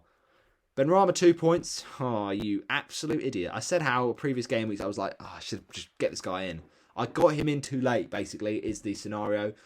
And he did nothing against Brentford, against his former side. I thought there was a bit of motive, but no. Rafinha, annoying. You think he's going to haul against Watford, but Rafinha's just always... He's good on the eye, but he never really delivers in points. Front 3, though. Oh my gosh. This was just the start of the striker mess. I mean, this was where we started realising that strikers weren't good this season in FPL, because Tony, man, you're playing West Ham, man. Do something. And instead, Brian Mbeumo rubs my face in it, gets the points, and Tony doesn't. Antonio, I mean, come on, man. Where is your start of the season form? And Romelu Lukaku on a wild card will be the worst decision I've ever done. Why, oh why? It was just shambolic. Talking about shambolic, let's talk about Tino Livramento. Wins a penalty. Just, nah. I mean, 4 points. I know it's not a lot, but when you think about some of the players that blanked in this wildcard team, I would take 4 points. Douglas Louise was my new 4.5 option. Obviously, bench fodder. And that, I remember, was the game week that Trent was injured. And people were like, you can't sell Trent, man. So I didn't. I just kept him on my bench, ready for game week's number 8. So yeah, it won't be a wild card that goes massively down in memory, but few nice differentials in there, like Azpilicueta and others. Then we talk about the defence in game week 8. 60 points. Bang average, really. Ramsdale facing Palace, you expect some clean sheet points, but Palace were brilliant. You just got to give it to them. And, maybe he should have done better with that shot from Edouard in off the bar, but at least he got me some save points. At least he did. Cancelo, okay. Burnley, you'd expect clean sheets. You'd expect attack and returns, but I'll take the 6 points. So it was just like, defensively, we'll take the clean sheets all round. Azpilicueta against Brentford, again, you hope for something. Chilwell got the attack and return, not Azpilicueta, but, is what it is. Against Watford, I honestly thought Trent would run riot, and he usually does. But, yeah, we actually did quite well to keep him quiet. I don't even know how that happened, but fair enough. And then he got subbed off. So, clean sheet, locked in, I suppose. Livramento, clean sheet against Leeds. It is Leeds, so you think maybe some attack and returns, but take the 6 points. So, yeah, full house of clean sheets, but then Mo Salah, you absolute Bobby Dazzler. Now, obviously, it's never nice to captain your player against your own team. But Salah against Watford is like a non-negotiable. You have to do it. You just have to. Look at that. Just look at that. And did you see that second goal, man? Did you see that? Sorry, I say second goal. Did you see that goal? It was probably up there with the City one. Not quite as good, but up there. And people forget about that because of the City goal. Unreal. I admit, the defending is comical from Cathcart and Danny Rose, but still, it's not bad. Benrahma, 3 points. This guy, man, he's taken the biscuit. Really, he is. So then another one of my transfers in this game week was Bukayo Saka. This is an FPL lesson, people, to you, of be patient. When I got in Bukayo Saka, I honestly felt like I wanted the ground to swallow me up. What happened against Crystal Palace? Well, he got booked in the first half. He got injured. Got subbed off. Brilliant. So just like Cancelo the previous week, I get 0 points from a transfer in. Fabulous. I was like, come on, man. This is a joke. It's an absolute joke. I just thought, well, what am I supposed to do? That's just not my fault. That's just outrageous. But anyway, that is what it is. Bukayo, unlucky son. And how he didn't get a penalty as well. Didn't he, like, just... Or not a penalty, but like the player that kicked him, I think it was MacArthur, kicked him in the back of the leg. And MacArthur didn't even get booked, I'm pretty sure. Or he didn't, get enough punishment. It was just mad. I was fuming that game week, I'm not going to lie. Front three, I should say. Just as bad as the previous game week. Like, I put the hope back in these players. I think, okay, maybe they'll bounce back. No, just terrible. Brentford, yeah, okay. Chelsea was not easy, but I think I saw what Brentford had done in games against Liverpool, and I thought Tony would be up for it. But yeah, fair enough. Antonio, yellow card, man. Just starting to get frustrating. And then Lukaku does nothing, man. Does nothing. I think he actually did score one, but it was offside, so didn't really score one. But yeah, these were the kind of fixtures that I was banking on Lukaku to do something, and he was just so bad. Front, I keep saying front. The bench, though, Foster, 1 point. Woohoo! We chose the right goalkeeper. Rafinha, obviously he didn't play. Who knew why? I think I'm saying who knew why. I think we expected it. Yeah, I remember now. It was because of the Brazil thing. Like he travelled with Brazil and couldn't get back in time. But yeah, I mean, I'm not going to complain because if he had have played, probably not getting a Livramento clean sheet. Douglas Louise, 3 points. Bit annoying, but it's a clean sheet point. I'm not going to cry about it. 0 points from Rudiger because I'm pretty sure he was also injured. So yeah, all in all, pretty bang average. Game week 9, 67 points. Ramsdale, absolute legend. Save points, we'll take it. Okay, no clean sheet, we won't cry about it. Rudiger, you legend. Now, how this guy is so attacking for a centre-back, I don't know. But honestly, what a guy. 9 points, clean sheet, boom, boom, boom. And then Lord Livramento is finally here. Trent, move over, mate. You've got Livramento to deal with. What a player. Honestly, legend. When he scored against Burnley, I was so happy. I was like, this is confirmed. The next Dallas. The next Lundstrom. And that's as good as it got, really. Back in Game Week 9, that is as good as it got. 9 points from Livramento. But, look, at the end of the day, we'll take it. 1 point from Cancelo. I was starting to get a bit frustrated, to be honest, because out of nowhere, gets a yellow card, and they can't even keep treat against Brighton. Against Brighton, man. Come on, City. You're better than that. 10 points. Oh, my days. Trent Alexander-Arnold, you absolute freak of nature. United, terrible. But my friends, this was the week that my transfers made me want to cry. So I brought in, for a -4, Harry Kane and Conor Gallagher. Gallagher, you did nothing, man, against blooming Newcastle. I don't believe it, man. I don't believe it. Oh, yeah, by the way, did he haul against whoever played in Game Week 8? No, he was playing Liverpool. That's fine. That was a relief, at least. But, Sarr did outsource Saka. But, my gosh, Benrahma, Game Week 9, mate, you honestly had a death wish. How is he getting a clean sheet point against Spurs? No chance, mate. No chance. So, yeah, it wasn't just that from the West Ham thing. It was also Gallagher blanked. Lukaku, I had enough of him, so Kane came in. But, oh my gosh, there's so much that went wrong in that West Ham Spurs game. Because Kane, I just thought, United, okay, they're pretty bad, but I fancy Kane in a London clash. honestly, that was probably my worst captaincy choice of the season. Because not captaining Salah in that hat-trick was like basically the problem of my season. It dropped me down in terms of rank so much. Game week 9, I dropped like a stone. Look at that. 454 to 867. Or 666, roughly. I didn't get back up to around about 400k until game week 12. Man, it was long. It was long. It was a long process. And it was a tough one to take, I'm not going to lie. But yeah, Salah, legend. 3 goals and an assist. What a player. Rafinha against Wolves. Man, you've got to be doing better than that. Not even playing the 60 minutes. Obviously, we talked about Gallagher. Saka, he's back from injury. And I'm like, yay, come on, Saka. You can bounce back from Palace. What does he do? Nothing. What does Smith Rowe do? Get a jammy goal, deflected off Tyrone Mings and off the post. Come on, man. Smith Rowe, you're just getting so jammy. So yeah, that was a bit annoying. Tony put 2 points against Leicester, who you thought, yeah, they're pretty leaky. No. So yeah, this was probably up there with one of my worst game weeks. Obviously, points-wise, not too bad, but just in terms of who I expected to do well, they really didn't. The bench, though, Antonio, man. You just can't expect that. Against Spurs, you just can't. Maybe I should have played him over Rafinha, for instance. But come on, he had Wolves. This was Tottenham. Just so annoying. Yeah, it's just a pain in the thing. They had Norwich, obviously, and Azpilicueta didn't play. And I was kind of like, oh, really? Could have been nice 6 points there. But in came Tony for his blank, as you do. Now, game week number 10. I really need to get through this because otherwise I will be here all day, people. 43 points. Oh, yeah, this game week was pretty poor as well. Foster, man, why do I put my trust in you, man? Why?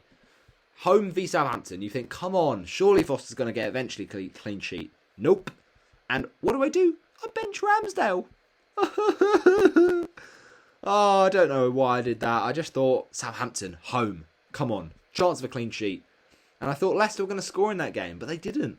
And not just that, Ramsdale was like possessed. He was like some other human being, some other alien goalkeeper that made saves until your eyes bleed. It was just unbelievable. So yeah, that was a real sad thing. Rudiger 6 points, alright. No attacking returns. Don't own Reece James for his big haul against Newcastle. But I'll take your 6 points, I suppose. Cancelo, where could we have seen that from? Palace, just unbelievable. Livramento, to be fair, I didn't start with Livramento. I was going to get worried because I was thinking Livramento is so going to punish me. He did, in fact, come in as a 6-point auto sub, so I'm not gonna get too bogged down by that. Trent, 1 point. I mean, Brighton at home, you back him, man. You back him. Salah, obviously, bit of a frustrating one, only an assist. Finally, we get something good from Rafinha. I mean, it's a long wait, but we do it against Norwich, as you'd expect. Then, Bernardo Silva was one of my transfers in. Now, Bernardo Silva's one, I remember just thinking, like, he was one that just looked so tempting. Like, he just looked so tempting. And he came in for Bukayo Saka. And game week 10, Bukayo Saka had Leicester. What does he do? He gets an assist in, like, the first 3 minutes from a corner. Just, so annoying. So it's not just Saka ruining my day in that Leicester game, but also Ramsdale, just really annoying. Bernardo Silva, though, against Palace, you'd have thought, yes, good fixture. He looked really good those game weeks before against Burnley and Brighton. I was like, yeah, got to hop on that, man, got to hop on that. But no, I hop on him the wrong time. Brilliant. But, to be fair with Bernardo Silva, I got him ahead of the curve. Like, not many people were bringing him in this early, so I will get some reward for that later on. But look, at the end of the day, it was pretty poor for all the forwards. And then Ramsdale, just so disappointing. And we brought in Wermo as well. That was a pretty poor transfer. But if I'd have known it would bring in Livramento, then I'd have taken it, you know. He didn't play against Burnley for some reason. I can't sure what the reason was. I think he was slightly injured and we thought he was going to start, but he didn't even come on. So, yeah, he was just benched basically. But that's fine. No problem. Well, it's a pretty big problem. It's a pretty poor game week. But, you know, we move on. Game week 11. Ramsdale. Legend. What a clean sheet against Watford, right? You think 7 points. Yeah, that's fine. Absolutely fine. We're loving that. But guess what, people? Guess what? We've done it again. We've done it again. Choosing the wrong goalkeeper. We've done it again. So you think surely not. A goalie's got a clean sheet in a favourable fixture against Watford at home. You can't have done anything wrong in that situation. Surely not. Well, my friends, think again. Think again. And I'll tell you that because we only went and benched Ben Foster.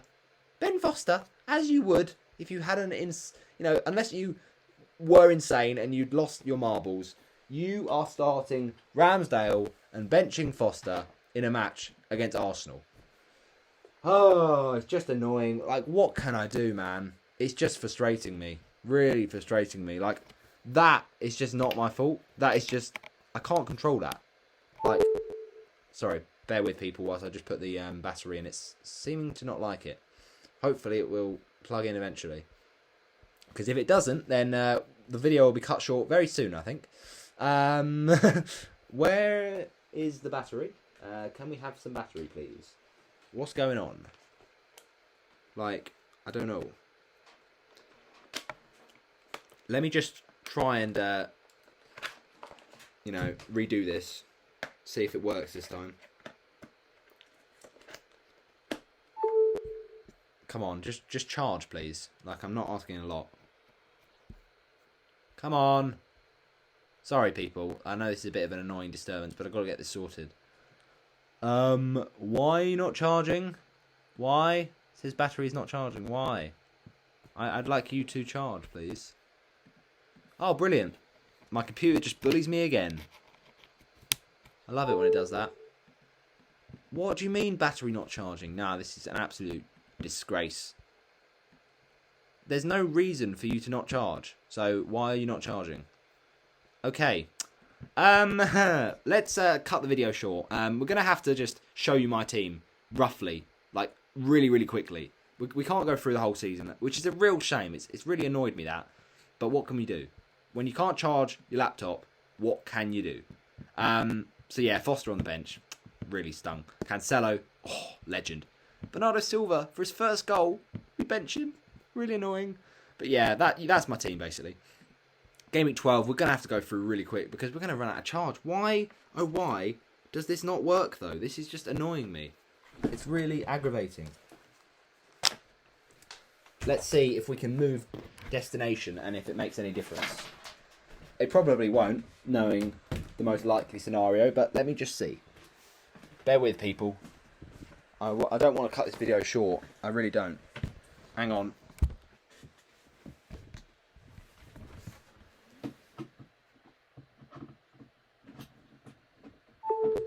Come on, man. I've told you enough times. Just charge yourself. Why is it not charging? Right, brilliant. Oh, you absolute idiot. I don't know then. I honestly do not know. This is just an absolute disgrace. Oh. What can one do about this? Battery preferences. Sorry, people. This is a really annoying disturbance that I did not expect. Why can't it just let me...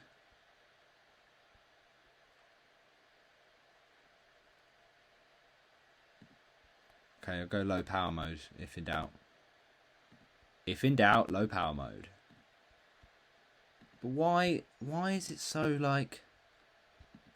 Oh, just annoying. Okay, we're going to have to speed through this, man. This is not the video I wanted it to be. Sorry, people. It's just my laptop's being a bit of a pillock. Right. Back four. I mean, yeah. Cancelo, man. You legend.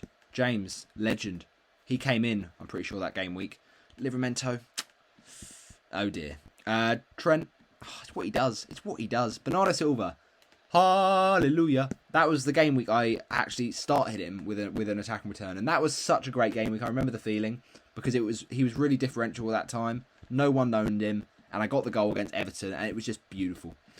Salah. Another return. It's what he does. He wouldn't be denied in that game against Arsenal. Tony, 6 points. Nice. Finally does something of some worth. I mean, Wermo just taking the mick at this point. But Rudiger, oh my gosh, that's such a frustrating benching. As well, Foster, man, where are you getting an assist against United from, man? How can I expect that? You just guarantee to yourself that Watford will concede v Man United. We did, right? But I was thinking save points. That's all I was thinking against Liverpool for Ramsdale. But blooming hell, an assist. Crazy. Rudiger, though, just real killer. That was just unfortunate because Newcastle, they had Brentford. And Leicester, I thought would score. Like, I just thought, yeah. So, there's not a lot I can do about that. It's just really unlucky. Moving on, 33, 47 points. Not ideal. Ramsdale, yeah, pretty strong. And I don't know how he didn't get any bonus points. He was robbed. That save from Shelby, how is he not getting bonus points? Just for that on its own. Rudiger, 2 points. Okay, didn't expect it against United. Take on the chin. Cancelo, his hauls were when I basically didn't own him. Like, this is when I owned him. Benched him. Okay, I owned him then. Owned him. I think I didn't even captain him. I don't think I did. I think I owned him, though. Owned him. I don't actually remember that home game against Chelsea, to be fair. So I'm not quite sure. Brentford away at home. Don't think I even owned him. 9 points against Everton. Didn't own him. 9 against Palace. Didn't own him. 9 against Newcastle. Don't think I owned him. So basically, barely owned him all season. Like, it was really not great. I should own him next season a bit more. But it was just unfortunate. The weeks I did own him, he got himself booked and City didn't keep clean sheets. Reece James, again, same as you'd expect from Rudiger, but maybe a bit more attacking threat you'd have hoped against United. Trent, just legend. And so with Salah here. And King came in. What a transfer in. Love it. He came in, got a goal against Leicester. Pretty juicy. And also, we brought in... there's someone else we brought in, wasn't there? Yeah, what was our second transfer in Gameweek 13? Let me see. Oh, yeah, it was Gallagher, yes. So this is the thing. We basically have a love-hate relationship with Gallagher. Now, I say love-hate, I mean mainly hate, because he was just my troll of the season. Basically, I sold him previous game week because I was like, this guy's just not good. Like, I brought in Mbeumo. And then I was like, oh, no, Mbeumo's not good. So I brought back Gallagher. And then Gallagher blanked again against Villa. So, pretty poor. Bernardo blanked. Brilliant. Rafinha against Brighton. Come on, man. What am I asking for? I'm asking for something. That was the game week, of course, that Burnley got their fixture with Spurs cancelled. So Kane was taken out. Antonio did nothing against Man City, as you'd probably expect. So yeah, 47 points Game Week 13. Pretty forgettable. Game Week 14, though, pretty strong. Ramsdale, okay, save points. Take that. Rudiger, 2 points. All right. Did expect a clean sheet against Watford, but, you know, is what it is. Cancelo, no clean sheet. Livramento, 2 conceded, 1 point, not great. And 4 against Everton for Liverpool, but still concedes Trent. Not the week for defenders, really, but it was the week for Liverpool in terms of their attackers. I mean, what a game against Everton. Mo Salah, you little dancer. And Jota, what a brilliant game week that was for him. I mean, I was getting so frustrated with Jota early in the season. Brought him back in for this Merseyside derby. What a goal. Bernardo Silva does it again for my team. Lovely finish against Villa. St. Maximan, so annoying. That was the game week. I could have gone Pookie. Went St. Max. Pookie scores. St. Max doesn't. Big swing. Kane, 2 points. Okay, you don't expect it against Brentford, but we move. And then on the bench, just my luck, isn't it? Doug Louise assist, 5 points. Just annoying. But anyway, Reece James obviously didn't play. I think he had an injury against Watford. But it's not the end of the world. Game week 15. Now this is where big at the back was getting really, really important. So we had Cancelo, James, Rudiger and Trent. Cancelo did nothing. Trent, clean sheet bonus against Wolves. We'll take that. Bernardo Silva absolutely tormented Watford for sure. No Cancelo clean sheet against Watford, but, you know, we move. Salah, another goal, assist, whatever you call it, goal contribution. That was late on, but obviously we were always going to captain Mo. And then the front two, blanking as always. So no surprises there, really, with St. Maximan and Kane. Ramsdale, 11. Now this was a monster game week haul for Ramsdale. What a game week. 3-0, 6 saves, 3 bonus points. Beautiful. Love that Ramsdale. Trent, another 9-pointer. Gets another clean sheet and a bonus. A couple of bonuses. And also, another bonus. And finally, another bonus for Joao Cancelo, but no attacking return. Does get booked. 7 points. Will snap your hand off. Reece James got booked and no attacking return against a leaky Leeds side. Wouldn't have saw that coming. Rudiger, though, makes up for it with 2 assists. You absolute beast. Bowen, 3. He was coming in this game week for someone else that I don't really remember because they were a bit irrelevant. But, yeah, blanked against Burnley first game. Very frustrating. Liverpool, another goal for Mo Salah against Villa. Bernardo, assist for Wolves, pretty decent. Jota, I remember that was a game week that a lot of people started Jota because they thought he would play most of the game. He had an injury and then people say he might be fit, but he only played 32 minutes. That's a shame. King, 2 minutes. 2 points against Brentford. That was the week that I just really should have brought in Emmanuel Dennis. Dennis scores, brilliant. And then Ronaldo. This was such a satisfying captaincy because against Norwich, pretty much no one was captaining Ronaldo, even though it's Norwich, because Ronaldo was just not in many people's teams and most people going Salah, going boring. But Ronaldo outscoring Salah by 1 point. 18 then on the captaincy. Lovely penalty against Norwich. I'm glad I benched Javier Manquillo against Leicester with a -1 point there. Pretty disgusting. But 74 in Game Week 16, very strong.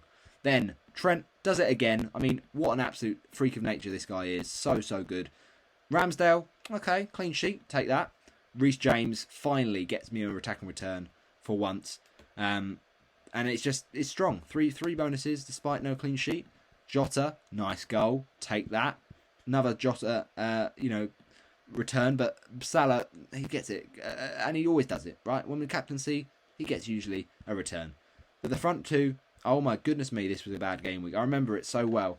Bringing in Pukki was pretty much one of my worst transfers of the season because I was just getting so hyped for that Villa game. I was like, yes, I'm feeling it. Against his former side, against the side that Dean Smith used to manage, Pukki can score some goals. Nope.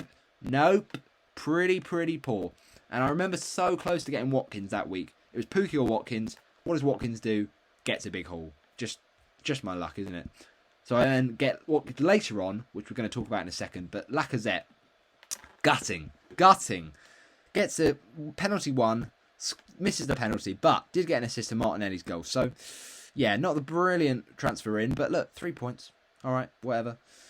Moving on. This was the game week where, oh my gosh, it was a bit unfortunate. It really was. Villa, Burnley postponed. Leeds, was it Leeds? No, it wasn't Leeds. It was someone else. I can't remember now. There was basically loads of games postponed, and I brought in Watkins. Unfortunately, that was before the Villa-Burnley game got called off. What can you do about that? No clean sheet for Ramsdale against Leeds. Bit disappointing, not going to lie. Clean sheet for both Rudiger and James, though. Take that against Wolves. 7 for Trent against Liverpool. Again, gets another attacking return against Tottenham. Assist. 18 Cancelo, man. I was tempted to captain him, but I went with Salah against Spurs. Bit boring. Blanked. 5 from Lacazette. Finally makes up for some bad penalty missing and got the assist there. Jota, nice goal. Another goal from Saka, though. That's when I was like, yes, because I brought in Saka that week, and it's like, this is the comeback trail for Saka after how it went in the previous time. So, yeah, I was pretty happy with that, I'm not going to lie. Game week 19. This was the game week, really, where it just started getting interesting, because this was also the Boxing Day fixtures, and there was a few postponements, to say the least. But we found a way around it, and we brought in some juicy players. Ramsdale, clean sheet v Norwich, as you would expect. Reece James, frustrating, own goal against Villa, 0 points.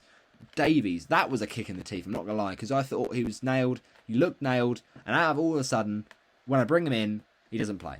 So, unlucky. Cancelo, nice assist, but obviously conceded 3 goals in a thriller with Leicester.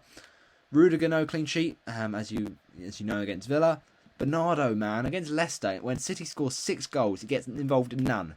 That was like when I started thinking, probably a bit before that, but Bernardo Silva was starting to go off the boil. And it was getting so desperate in terms of players just playing in my team that I was having to start Louise for 2 successive weeks. Of course, he did nothing, 2 points. 16, though, from Bukayo Saka. This guy, honestly, star boy, legend, what a guy. 3 bonus, another 2 goals. Delicious. Son was one of my transfers in this game week and got the goal against Palace on Boxing Day, so pretty happy with that. I'm not going to lie, pretty happy.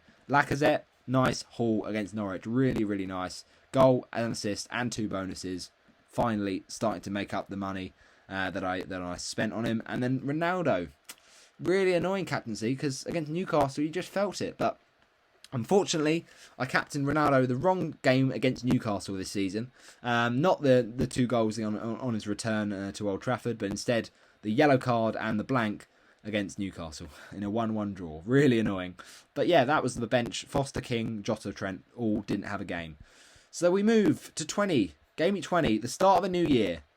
Well, I say the start of a new year. I think it was just before New Year, or maybe it was just over the course of Gameweek 20 and 21. But basically, nearing the end of the year, I bring in a new goalie because I'm just like, nah, I'm just not having Ramsdale. He's just getting on my nerves. And the fixtures coming up are looking tasty for Man United. So, in for Burnley, David De Gea, no clean sheet. Aaron Bloomin-Lennon, who'd have thought it? Then James, Brighton at home. Come on, man, you got to be keeping a clean sheet. That wasn't good for my Chelsea defensive double up with Rudiger there as well. Leicester beating Liverpool. Who'd have thought it? No clean sheet for Trent. Big shock there. Hallelujah. It says my thing is charging. Get in. You'll love to see it. Right. So we're good. We're good to carry on, people. But yeah, didn't expect that one. Cancelo. Okay, clean sheet. But man, I expected a bit more against Brentford. Then the midfield was pretty mixed. Bernardo, nothing. Jota, nothing. Son, okay. Look, I wanted more as a captain, but I'll take 12 points, to be honest. Assist and a bonus. Alright, whatever. Antonio, again, very not that spectacular this game week. It was just a bit of a meh game week.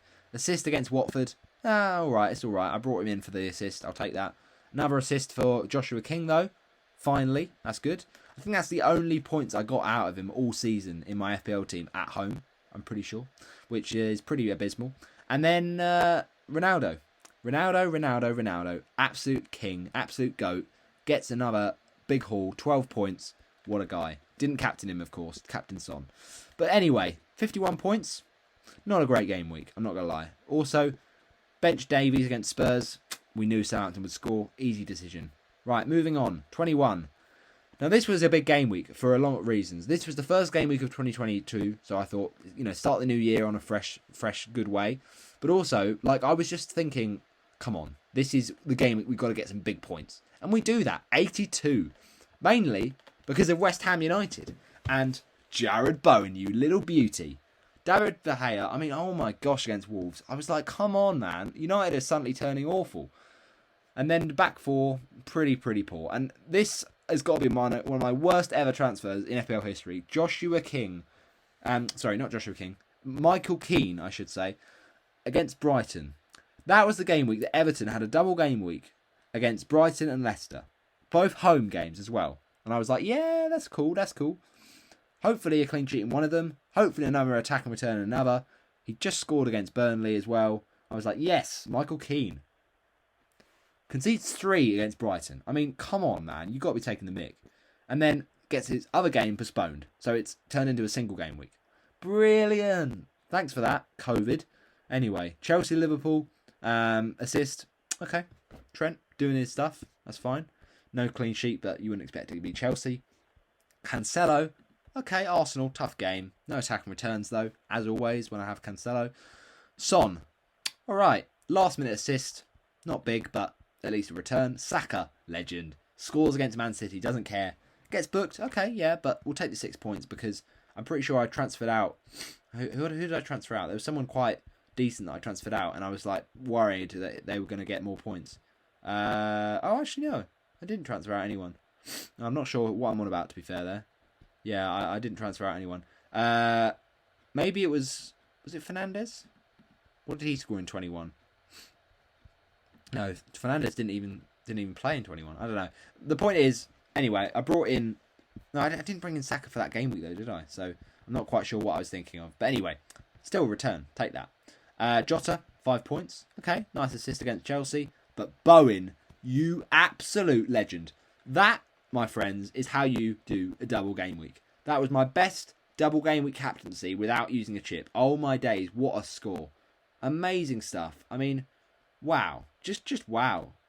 21 points, man. Just unreal. What a game against Norwich, and an even better captaincy double score. So, yeah, 42 from Bowen goes down in double game week history for sure. The front three, though, pretty poor. And only saved by West Ham. Josh King, I don't know why I started Josh King against Spurs. Honestly, someone tell me why. I mean, he had that chance that Louise saved, but it was brainless, really, for me to start King over Davies, who, realistically, there's more chance of Spurs getting a clean sheet than Watford scoring. So, yeah, that was a bit of a benching annoyance. And then Ronaldo. I mean, Ronaldo, man, like, he was so good in the previous game against Burnley, and then United all of a sudden look awful as a collective. So that was a big shock. Antonio, though, such a legend, did get the big haul in that Palace game with a goal and a bonus. So, captained the right West Ham player, owned the right West Ham players, and ultimately, 82 points. Healthy stuff. Look at that Gameweek rank. 386,570. Strong. Gameweek 22 then. David De Gea. Yes, this was the game week, my friends, that he managed to not get a single clean sheet in a double game week. Well done, mate. Well done. I mean, 8 points in 2 games is probably what Ramsdale would have got in 1. So, yeah, I kind of regret bringing in De Gea to change Ramsdale. It was just like, I think Ramsdale was injured for a little bit, but then I just kind of went off Ramsdale, and De Gea was who I went with, and it just wasn't great. But despite getting a fairly good game week score of 73, not a very high game week rank, only set 935,000. But yeah, I think it was because it was such a big week because of the fact it was a double game week. But we'll come to that. It does get better. 10 from Trent. I mean, nice assist there against Brentford. Cancelo finally gets an attacking return against Chelsea. That was pretty nice. But Michael Keane, get out of my face. I don't want to see you. I don't want to see you ever again. So annoying. That's one of the rarest times I've ever had, but a player in my FPL team scores an own goal. I mean, it's just grim. It's just grim. It's just so annoying, man. Like, come on. Leave it out, Michael Keane. I bring you in for a double game week. You get 1 point after conceding 3 versus Brighton. And then you follow that up with an own goal against Norwich. You had to back the fixture, though. You had to. I'm not saying it. Anything else. You can't predict an own goal against the league's worst team. You just can't. You just can't. So that's just very unlucky. Rudiger, 3 points. I mean, not a very good double game week, I'm not going to lie. 3 points over 2 games. But then the midfield was slightly better. And mainly because of Bruno Fernandes. Legend. I said game week 23, I think, earlier, but it's game week 22 for Bruno. That was the game week. I made a risk. I took a risk, and boy, did it pay off. Pretty much no one. There's a few people, quite a few people actually, but not that many brought in Bruno Fernandes because we had no form to go off. We were like, what? Bruno? You got to be joking. You got to be joking, mate. But I was like, come on. Bruno, this is your time to shine. For 1 game week only. I know you've been awful this season. Just do the business in the double game week. And boy, did he. Goals galore. 2 in a game against Villa and 3 bonuses. And then 2 assists against Brentford. 23 points. What a haul. What a transfer in. Probably one of my best transfer in of my FPL history. So, 3 points for Jota. Okay, not going to lie. A bit of a frustrating one against Brentford. But Bowen does it again. Another goal against Leeds. 7 points, those. It's not as much as you'd think. Ronaldo. Damn. I should have captained Fernandes. But it's just those comments, man, from blooming. I just can't be bothered. I was saying earlier in Gameweek Four how the comments from Solskjaer were so deceptive, so unclear that I had to bench Ronaldo. Not bench Ronaldo, but I had to not captain Ronaldo. And this one worked the other way round. The comments were so clear in saying Ronaldo will play. Ronaldo will play because he was carrying that injury. And what does he do? Doesn't play him against Villa. Absolute idiot. Ralph Rangnick, just leave it out, man. Leave it out. So it would have been Fernandes. Now I know what you're going to say. Well, you say it would have been, of course. But what if? How comes you vice captain Jota? Well, the reason is because COVID was around, right? And I didn't want to captain from the same team, right? So if I'd have captained Ronaldo, I would have vice captained Jota. If I'd have captained Fernandes, I probably would have vice captained Jota. But blooming hell, so annoying about Ronaldo. That's just, it was just misinformation, man. It was just people were saying, oh yeah, he's going to play. No, just get your facts right, okay? Joshua King, 2 points. Newcastle away, man. Newcastle away and Joshua King can't do anything. Just a lump of a player. Just so bad this season. And Joao Pedro, meanwhile, gets all the points. I mean, who would have had him, realistically? He's a very differential. Very good, but not very highly owned. And then, against Leeds, you expect more from Antonio, man. Like, Bowen, okay, 7 points, but Antonio only 4. Got the assist, I suppose, but yeah, it's a bit annoying. Antonio just really starting to not do that much. The bench, though, no regrets, really, apart from Keane, obviously. But, that's just unfortunate. Ben Foster, I say, obviously, I could have played him in that game against Newcastle, but obviously with the 2 games of De Gea, it was a no-brainer. And obviously that was the game that Arsenal got postponed. I think they had a game postponed against, I'm trying to think who it was now. Who was it? I don't even know, to be fair. Anyway, we'll come to that. I say we'll come to that. We probably won't, but it's irrelevant. Gameweek 30-23. 40 points. Now, this was the final week that... Well, not the final week, but this was like the last straw, basically, for Watford strikers. Shall I tell you why? Because we were abysmal against both Norwich and Burnley. Obviously, a lot of people had Dennis. They captained him, or maybe even triple captained him for -1 point, or in triple captain's case, -3 points, and it would have been a -2 for a captain. But that was just shambolic. It was absolutely shambolic. Friday night, under the lights, you got the pyrotechnics going, you got feel good factor. But what do Watford do? Put in an abysmal performance against the bottom club Norwich. So poor. And Foster, shambolic. And I say shambolic because I so thought he was going to start in that game. And I was like, man, as if Bachmann's played. But in the end, I didn't regret it because Foster played the second game against Burnley, got the clean sheet, got the first Watford clean sheet of the season. Hallelujah, baby. I say Bachmann played it, and I regret it. Obviously, De Gea got a clean sheet as well, so, made no difference, really. But I obviously sold Bachmann long ago. But, yeah, a bit of a weird one. In a double game week, a player only plays 1, but we'll take the clean sheet because we hadn't taken that pretty much from Foster all season.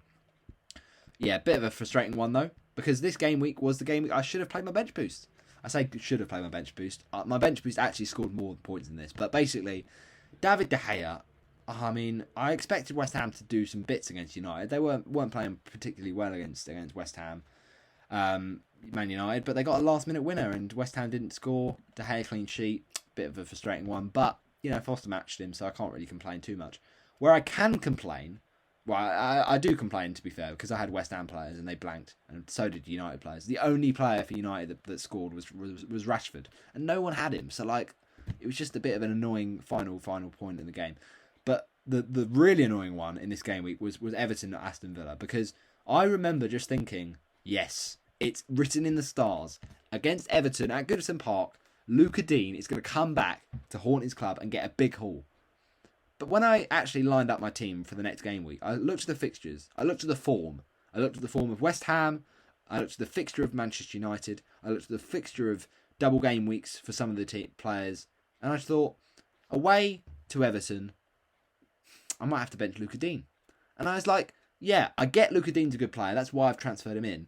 But this game week, with fixtures that I've got for the other players, I just can't fit him in, man. I can't play him. You can't justify it, right? Well, what happens? Luca Dean, 12 blooming points. Come on, man. You could have just been quiet for one game and then haul the next one. Just leave it out. 12 points on the bench.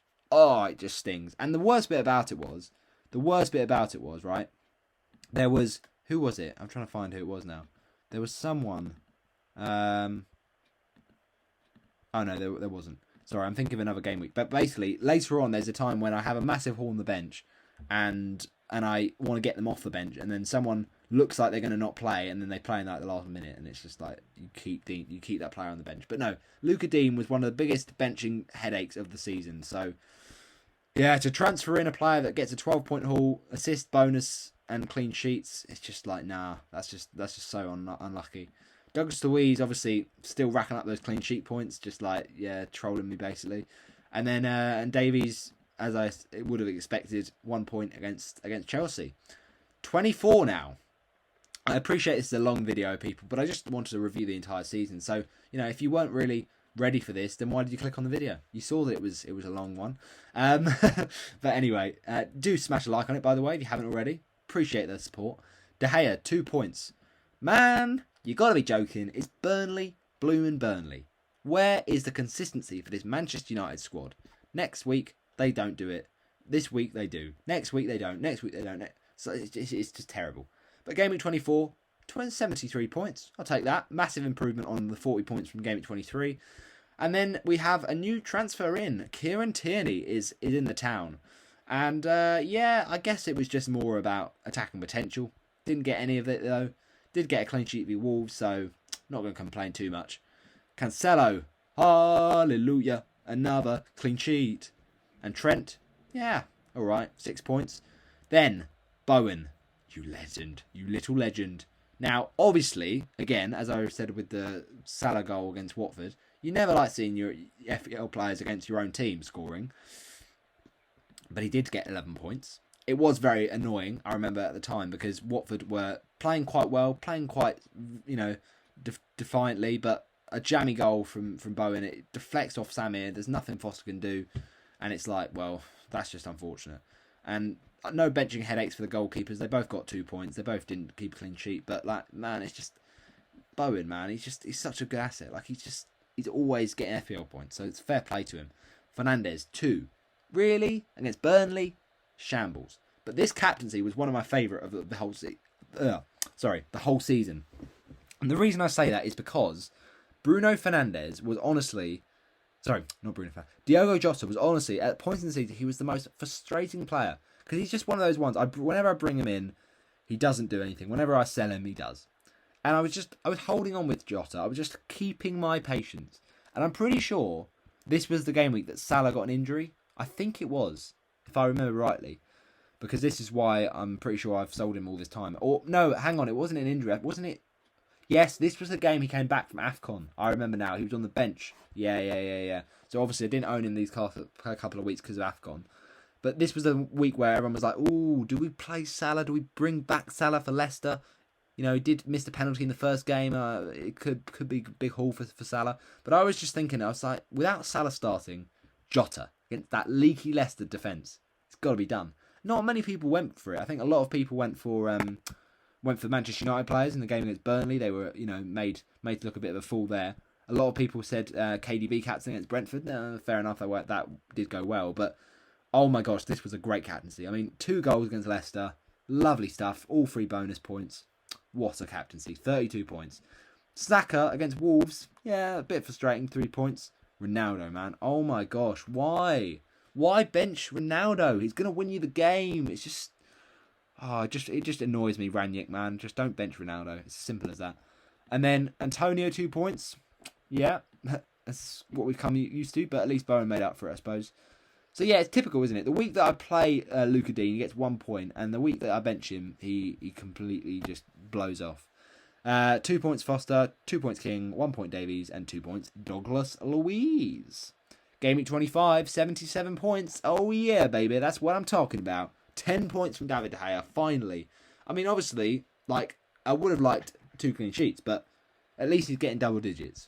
That's at least an improvement from before. But Joao Cancelo does it again, man. Honestly, Pep Roulette. Just so unfortunate, the fact that it's Norwich. You think, yeah, points galore, but he just doesn't play him.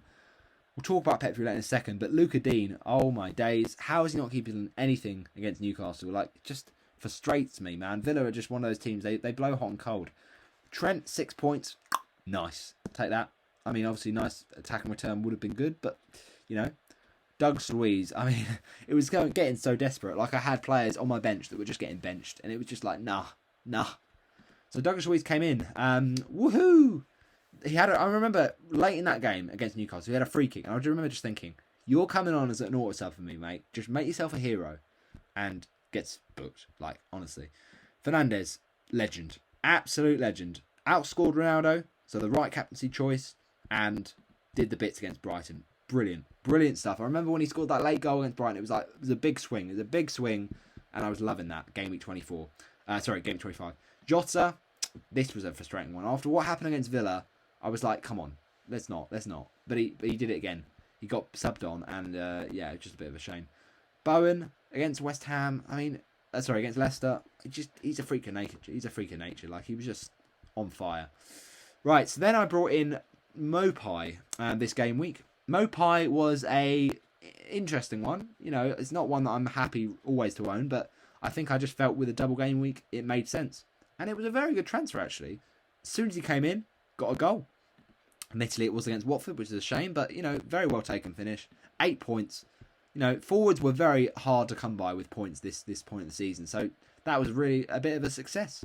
And then Joshua King, why do I expect anything from him? And then Ronaldo, 10 points. Nice goal against Brighton. Pretty solid stuff. Back to the bench then. Foster, 2 points. Laporte, 0. I mean, that's so unlucky. I bring in Laporte this game week, and I'm just like, come on, Laporte. You can get an attack and return, but he gets benched. And it's just like, nah, man, nah. Because obviously Arsenal, they'd already got their game postponed, and I was like, oh, obviously I knew that I only had one spot on the bench, but I expected that spot, the bit on the bench, to be taken up by Douglas Louise, not to be taken up by Aymeric Laporte. So yeah, a bit of a frustrating one, Pep. Why'd you have to do that? I know it's Norwich, but like, come on, man. You're benching your best player there. But anyway, we move. Game week 26. This was the game changer. This really was the game changer. 146 points. 250,000 game week rank. And look at that.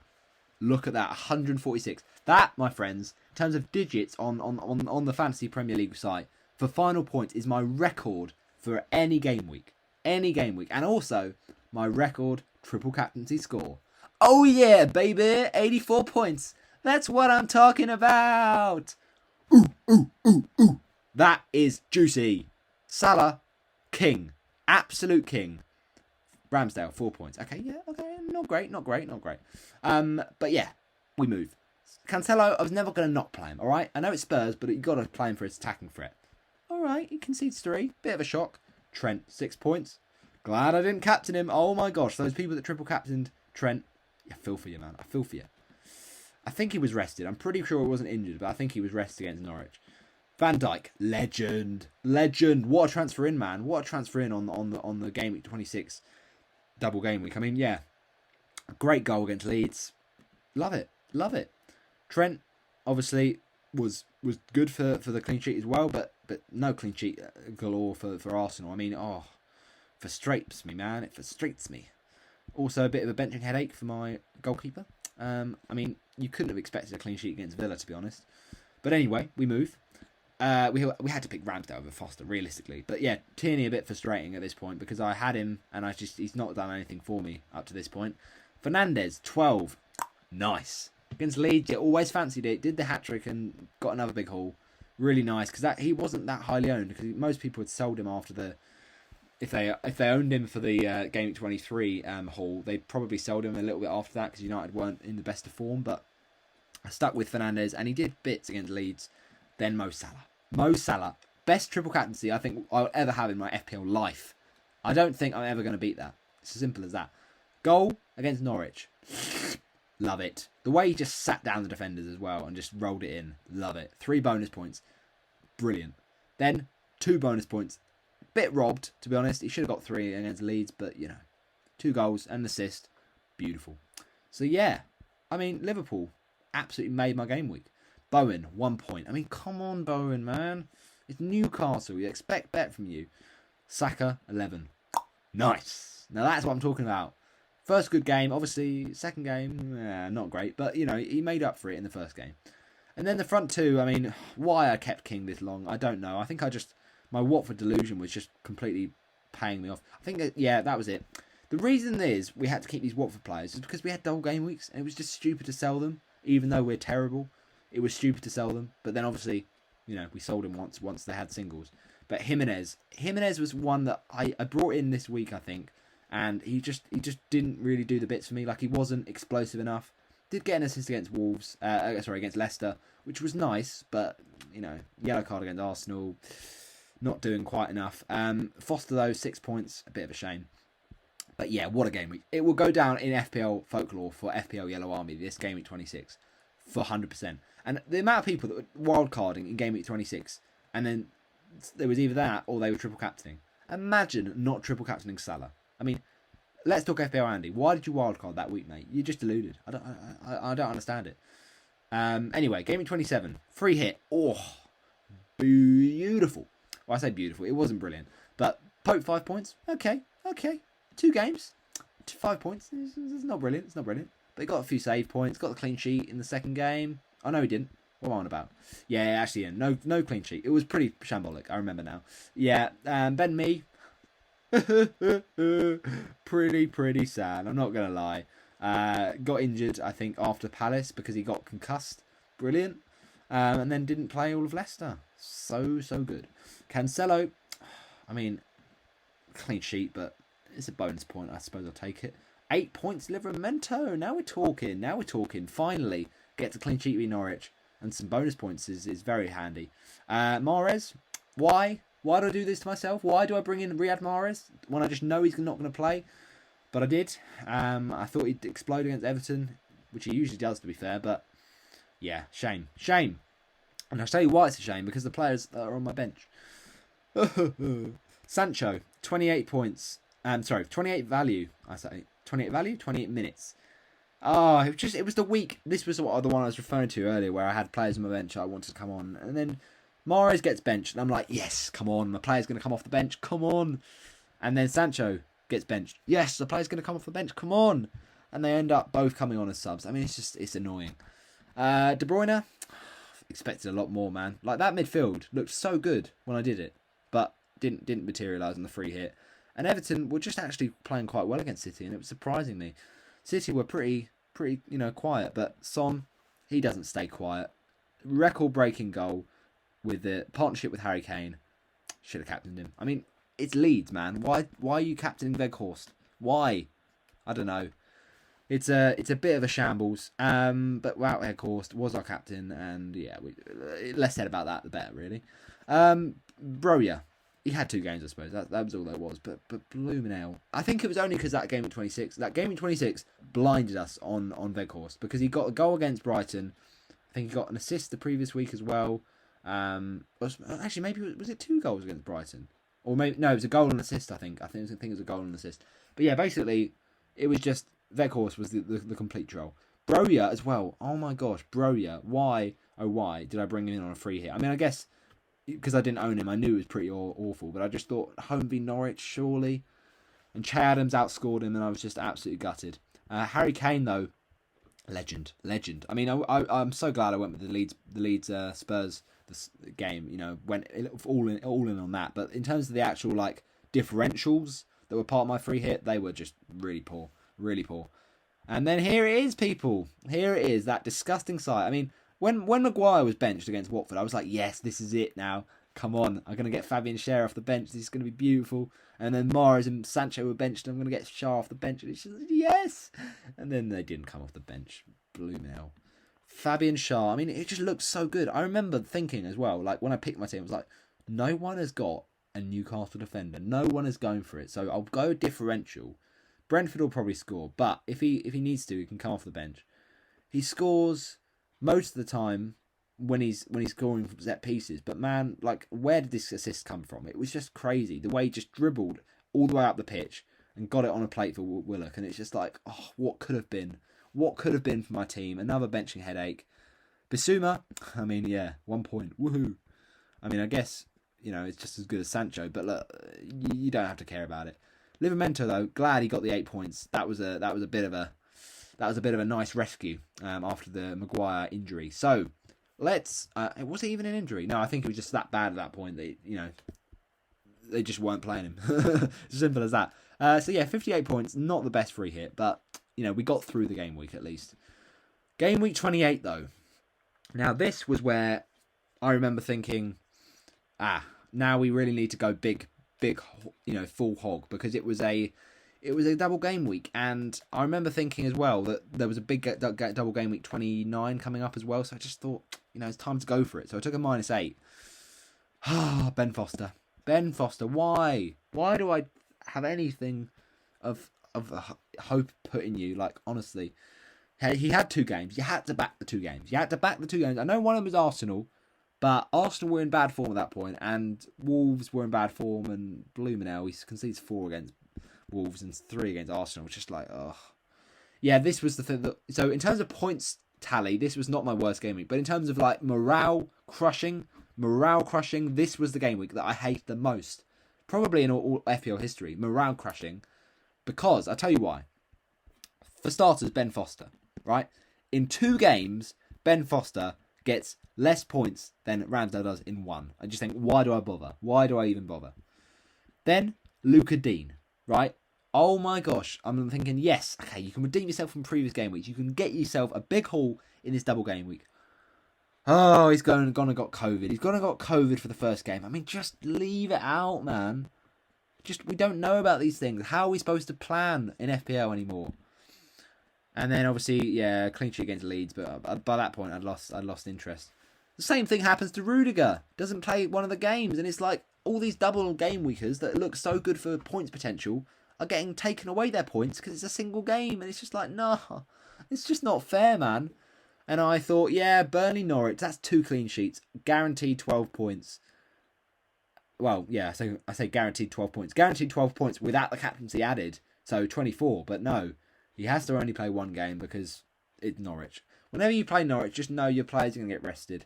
That's what it is, really. But, oh, it's just so frustrating. So frustrating when I could have got in Reece James, so nearly did, and I went with the safe option of Rudiger. But sometimes going risky gets more reward. But then going risky gets less reward. So you just can't, there's no one formula that works, but unfortunately that was the game week that James just punished me. And I was just watching the highlights of Burnley Chelsea, just seeing Reece James get a massive haul, and I didn't even care that Reece James got injured and missed the second game, because the point was I captained a centre back. Why, with no attacking threat, did I captain a centre back?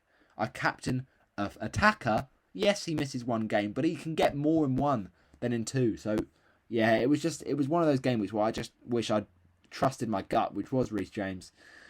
Tierney, 1 point. Oh, man, I mean, against Watford, you'd expect it, but you wouldn't expect it, sorry. So, yeah, not great. Cancelo, 2. I mean, yeah, it's Man United, but you got to play him. Every week, you got to play him. Trent. Now, Trent Alexander-Arnold, he's going back to his best, man. Like, he's just 12-point man. He loves the 12-pointer. Salah. Whew, I dodged a bullet there, not captaining him. Rudiger actually scored more points. But, yeah, all in all, pretty bad game week for the captaincy. Saka, though, he was my one shining light in this game week. My one shining light. A goal and an assist. Star boy does it again. And 12 points in the game against Watford. So, yeah, he basically pooed all over all the other double game week players in just his single game. Like, Saka, he's a good player. Now, this was the frustrating one. Bringing in Willock. I saw Willock was on a bit of form. And I think I was just too transfixed from 20 to 21 for Joe Willock, when I was like, yeah, he was scoring week in, week out for Newcastle. But, oh my gosh, this season he's been dreadful. He's been absolutely dreadful. And then, ahead of a big double game week in 28, you think, yeah, you see a goal in successive games, you're like, I want to hop onto that. Because he doubled in 28 and 29. I was like, yeah, let's go. What did he do? Nothing, mate. Absolutely nothing. Just a letdown. Absolute letdown. And I was saying earlier about Game Week 28, Game Week 27, how I missed out on Che Adams. So I was like, okay, right, fine. For this game week, right, it's another double game week for Southampton. Let's just go Che Adams. Because he's clearly the better option than Bro, yeah? What? 2 blanks? Are you joking? Are you absolutely joking? Is this some kind of a joke to you? Like, okay, admittedly, Southampton were pretty poor in both games. But, you know, still. Che Adams, man. Just leave it out. And then Raul Jimenez. Jimenez actually gets a goal. I mean, it's nice, refreshing to see, you know, for once. Obviously did get benched against Palace, you know. As you do. You bench your best player. Just, you know, very natural. And then scores a goal against Watford. I mean, yeah, okay. It's a return, but, you know, it's just not a great game week. The benching headaches go on, though. Honestly, I don't even know anymore. I mean, what's the point? I mean, I benched Bowen as well for Liverpool when I just knew he'd get injured. Like, that's just psychic powers. But Douglas Louise, I mean, you do make up for yourself later on, because I bench a 10-pointer and then I might as well reveal it now. I bench boost an 11-pointer. So yeah, we got the benefit in the end. But look, I couldn't have predicted that, man. He gets a goal out of nowhere against Southampton, and it's just annoying. But it is what it is. Game Week 29, wildcard time, baby. So if you thought my Game Week 1 team was good, imagine a mid-season wildcard with more points. Oh yeah, that's what I'm talking about. That, my friends, is what you call a great use of a second wildcard chip. It's always hard to know when to use a second wildcard. First wildcard's usually around Game Week 3, 4, 5, 6 of the season because you're like, yeah, you want to change the team when you kind of get more information. But 29, what a week to wildcard. What a week to wildcard. Game Week rank of 191,225. Look at this team, man. Oh, it's juicy. Now, the only thing I will say is Dubravka. Now, honestly, I was so unlucky with this one because 2 tough games. I knew the risk going into it, but Newcastle suddenly, out of nowhere, out of absolutely nowhere, turned into some amazing defence. Like they looked so good. Against Everton and against Chelsea, they looked so good. But bloomin' hell, Alex Iwobi and Kai Havertz ruined my day with 2 last-minute 1-0 wins. I mean, come on, man. Not even 1 clean sheet from the 2 games. It's 4 points. It's literally, unless he'd got a yellow card or conceded more than 1 goal or got booked. I just said a yellow card. What am I on about? Or, scored an own goal or something. One of these things. Or given away a penalty. I don't know. Sent off. He couldn't have scored less in a double game. That's disappointing. That's disappointing. So, lesson learned. Why would you bring in a Newcastle goalkeeper? Ultimately. Back 4. Beautiful. Now, this is where the wild card was starting to get spicy. Spicy ting. Joel Matip. That, my friends, is my favourite haul of the whole blooming season. Now, I know you're going to say, oh, what about Salah 84 and Bowen 42? Yeah, okay. But for differential, for unexpected, for amazement, Joel Matip, mate, you made my game week. You made my season, man. Joel Matip made my season. Honestly, what a legend. Absolute legend. Goal in game against Southampton later on in the season, provided. But look at this. For a first game week, transferring in this week on a wild card. Genius. Assist against Brighton. Boom. 3 bonus points. In a 2-0 Liverpool win, 3 bonus points when he doesn't score. And then Arsenal-Liverpool. I mean, look at this, man. He gets another bonus point. He's just a machine. What a legend. 19 points from a centre-back in 2 games. That's like John Stones levels from last season against Palace and West Ham. I remember that. Was it West Ham? I think it was. I'm not sure. But yeah, honestly, what a legend. Oh no, actually I think it was Aston Villa. But anyway, the point is, legend. He goes on the Hall of Fame there, Matip. He really does. And he was so cheap, man. He was actually crazily cheap. I expect him to go up this season, probably to about 6 million. But look, he was 4.9, man. That's actually a joke. Such a bargain. And I think he started the season at 5, so he even dropped in price. Yeah, what a player. Ben White, 8 points. Look, I've said how this Ben White, he does what it said on the tin. He's not spectacular, admittedly, but he does what it said on the tin. Like, I got him in for my first wild card, 7 points. Okay, admittedly, from 2 games, I'd have liked a bit more than 8 points, but I did go in there knowing with a risk that it was likely to be a Liverpool tough game. But I just thought, well, Arsenal, one of the best defences, so it makes sense. And they did keep a clean sheet against Leicester, so it was pretty juicy. Bonus point as well. Can't complain too much. Trent, though, 13 points. Boom, shaka, lacquer. Not anything spectacular. 2 clean sheets and a bonus point to throw in there for good measure. Obviously, Robertson did outscore him, but look, we're not going to think about that. Doherty, though. Oh my gosh. Matt Doherty, you are so annoying. Like, honestly, he looked so good the previous game. He looked so good. I was like, yes, I've got to get him in. I think, didn't he score against Newcastle in that massive win against them? And everyone was like, Doherty's a king. He's such a king. Or maybe, I'm trying to think when that was. But anyway, the point is, this game week, he looked so tempting. I think maybe it was Leeds. He scored against Leeds. Or he basically started scoring some goals. And Doherty was becoming the Matt Doherty of old from Wolves. Like, that was the Matt Doherty we love to see. But in a double game week, you fancy his chances. I get it's Man United, but United weren't playing well. And out of nowhere, United win the game. And it's all thanks to Ronaldo. What an unbelievable performance. I mean, he sat him down for the header as well. Like, just outmuscled him big time. So, yeah, Matt Doherty, disappointing. Only clean sheet against Brighton. I mean, you expect so much more with the attacking potential of Matt Doherty. 7 points, but still very strong. Midfield, though, Oh my days. What a letdown. I mean, you talk about that defence. Like, how? These amazing midfielders are only getting, like, only just as much as 10 points. In 2 games. In 2 games. Crazy. But look, still returns. Rafinha. Yeah, this one stung, I'm not going to lie, because not just for Watford's sake, because we wanted Norwich to win that game, but also because how is he only getting 5 points against Norwich? Like, I know it's a return, but come on, man. You've got to be doing big hauls against teams like Norwich. Salah. I mean, can I complain? Not really. I mean, a lot of people triple captain Salah this week, so I'm relieved I wasn't one of those. But yeah, got a goal against Brighton. Then obviously got injured. Did play against Liverpool, but yeah, not great. But yeah, look, it's still the best I could have done in my midfield in terms of captaincy. And Saka, bit of a frustrating one to be fair, because Liverpool wasn't easy, but to not get anything against Leicester, you'd have really backed him for that. So that's a shame, to be fair. Son, the same thing, really. I mean, how he's not scoring in both games, and Kane is scoring in both of them. So that's kind of an unfortunate one. But, you know, guess what, people? We didn't just get in Matip. We got in Harry. Oh, yes. We knew Kane would come good. And he did this game week.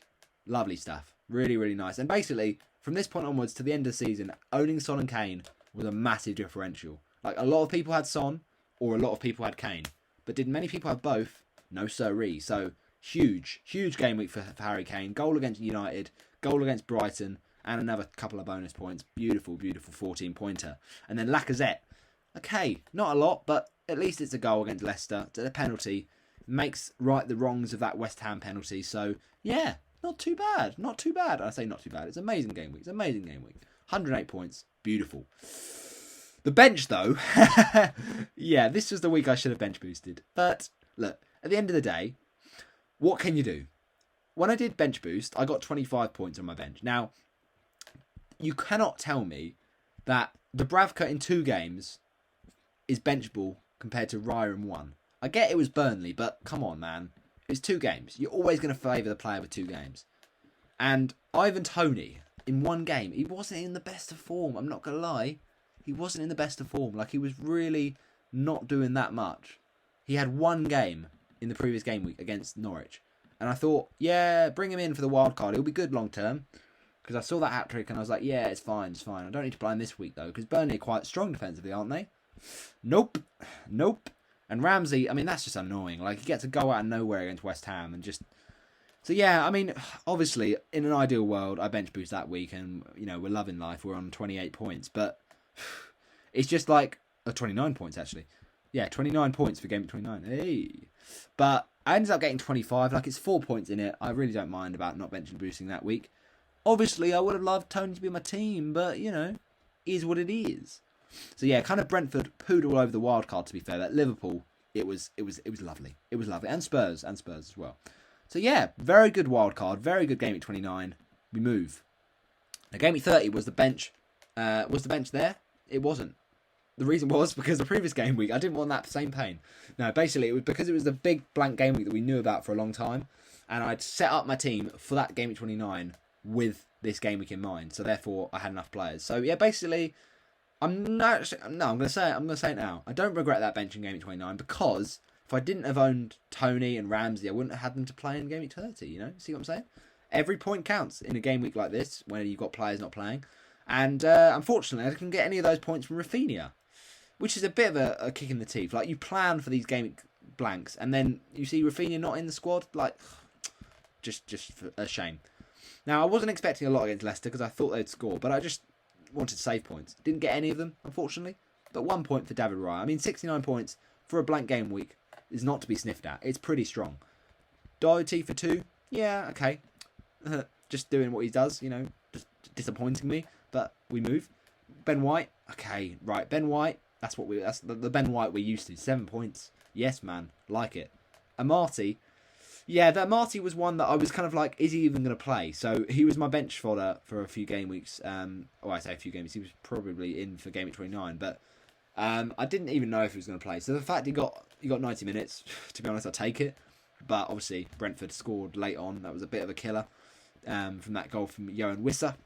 And then midfield, I mean, yeah, very, very mixed bag. Ramsey was just so frustrating. I mean, Obviously, it was not an easy game. I didn't expect him to do amazing things against Arsenal, but to get another yellow card, like, come on, man. But then Son and Saka, I mean, beautiful. Absolutely beautiful. Saka, great goal, 3 bonus points, star boy, as I say, I keep saying it.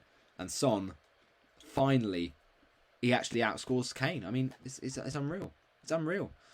Obviously, that's the weaker captain Kane, so it's unlucky stuff, really, but what can you do about that? You just couldn't have predicted it. So, Harry Kane, he does make up for his captaincy woes in the previous fixture I had versus West Ham. At least gets me some returns. Obviously, I, in my opinion, think, maybe it's just me, but 2 goals, they're good and all that. And I get that he's a midfielder, but they didn't get a clean sheet. But in my opinion, he was robbed of the 3 bonus points, Harry Kane. I get its assist is not as good as a goal, especially for a striker that gets less points for a goal.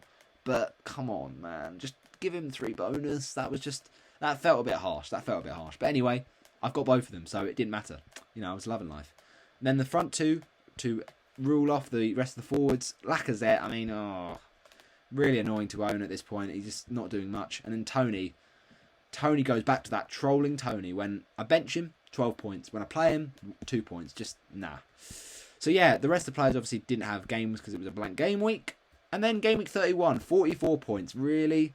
I mean, coming off the back of a decent blank game week, I was feeling confident, but the confidence was dropped again, basically, because why I did this, I don't know. But I brought in Fraser Forster.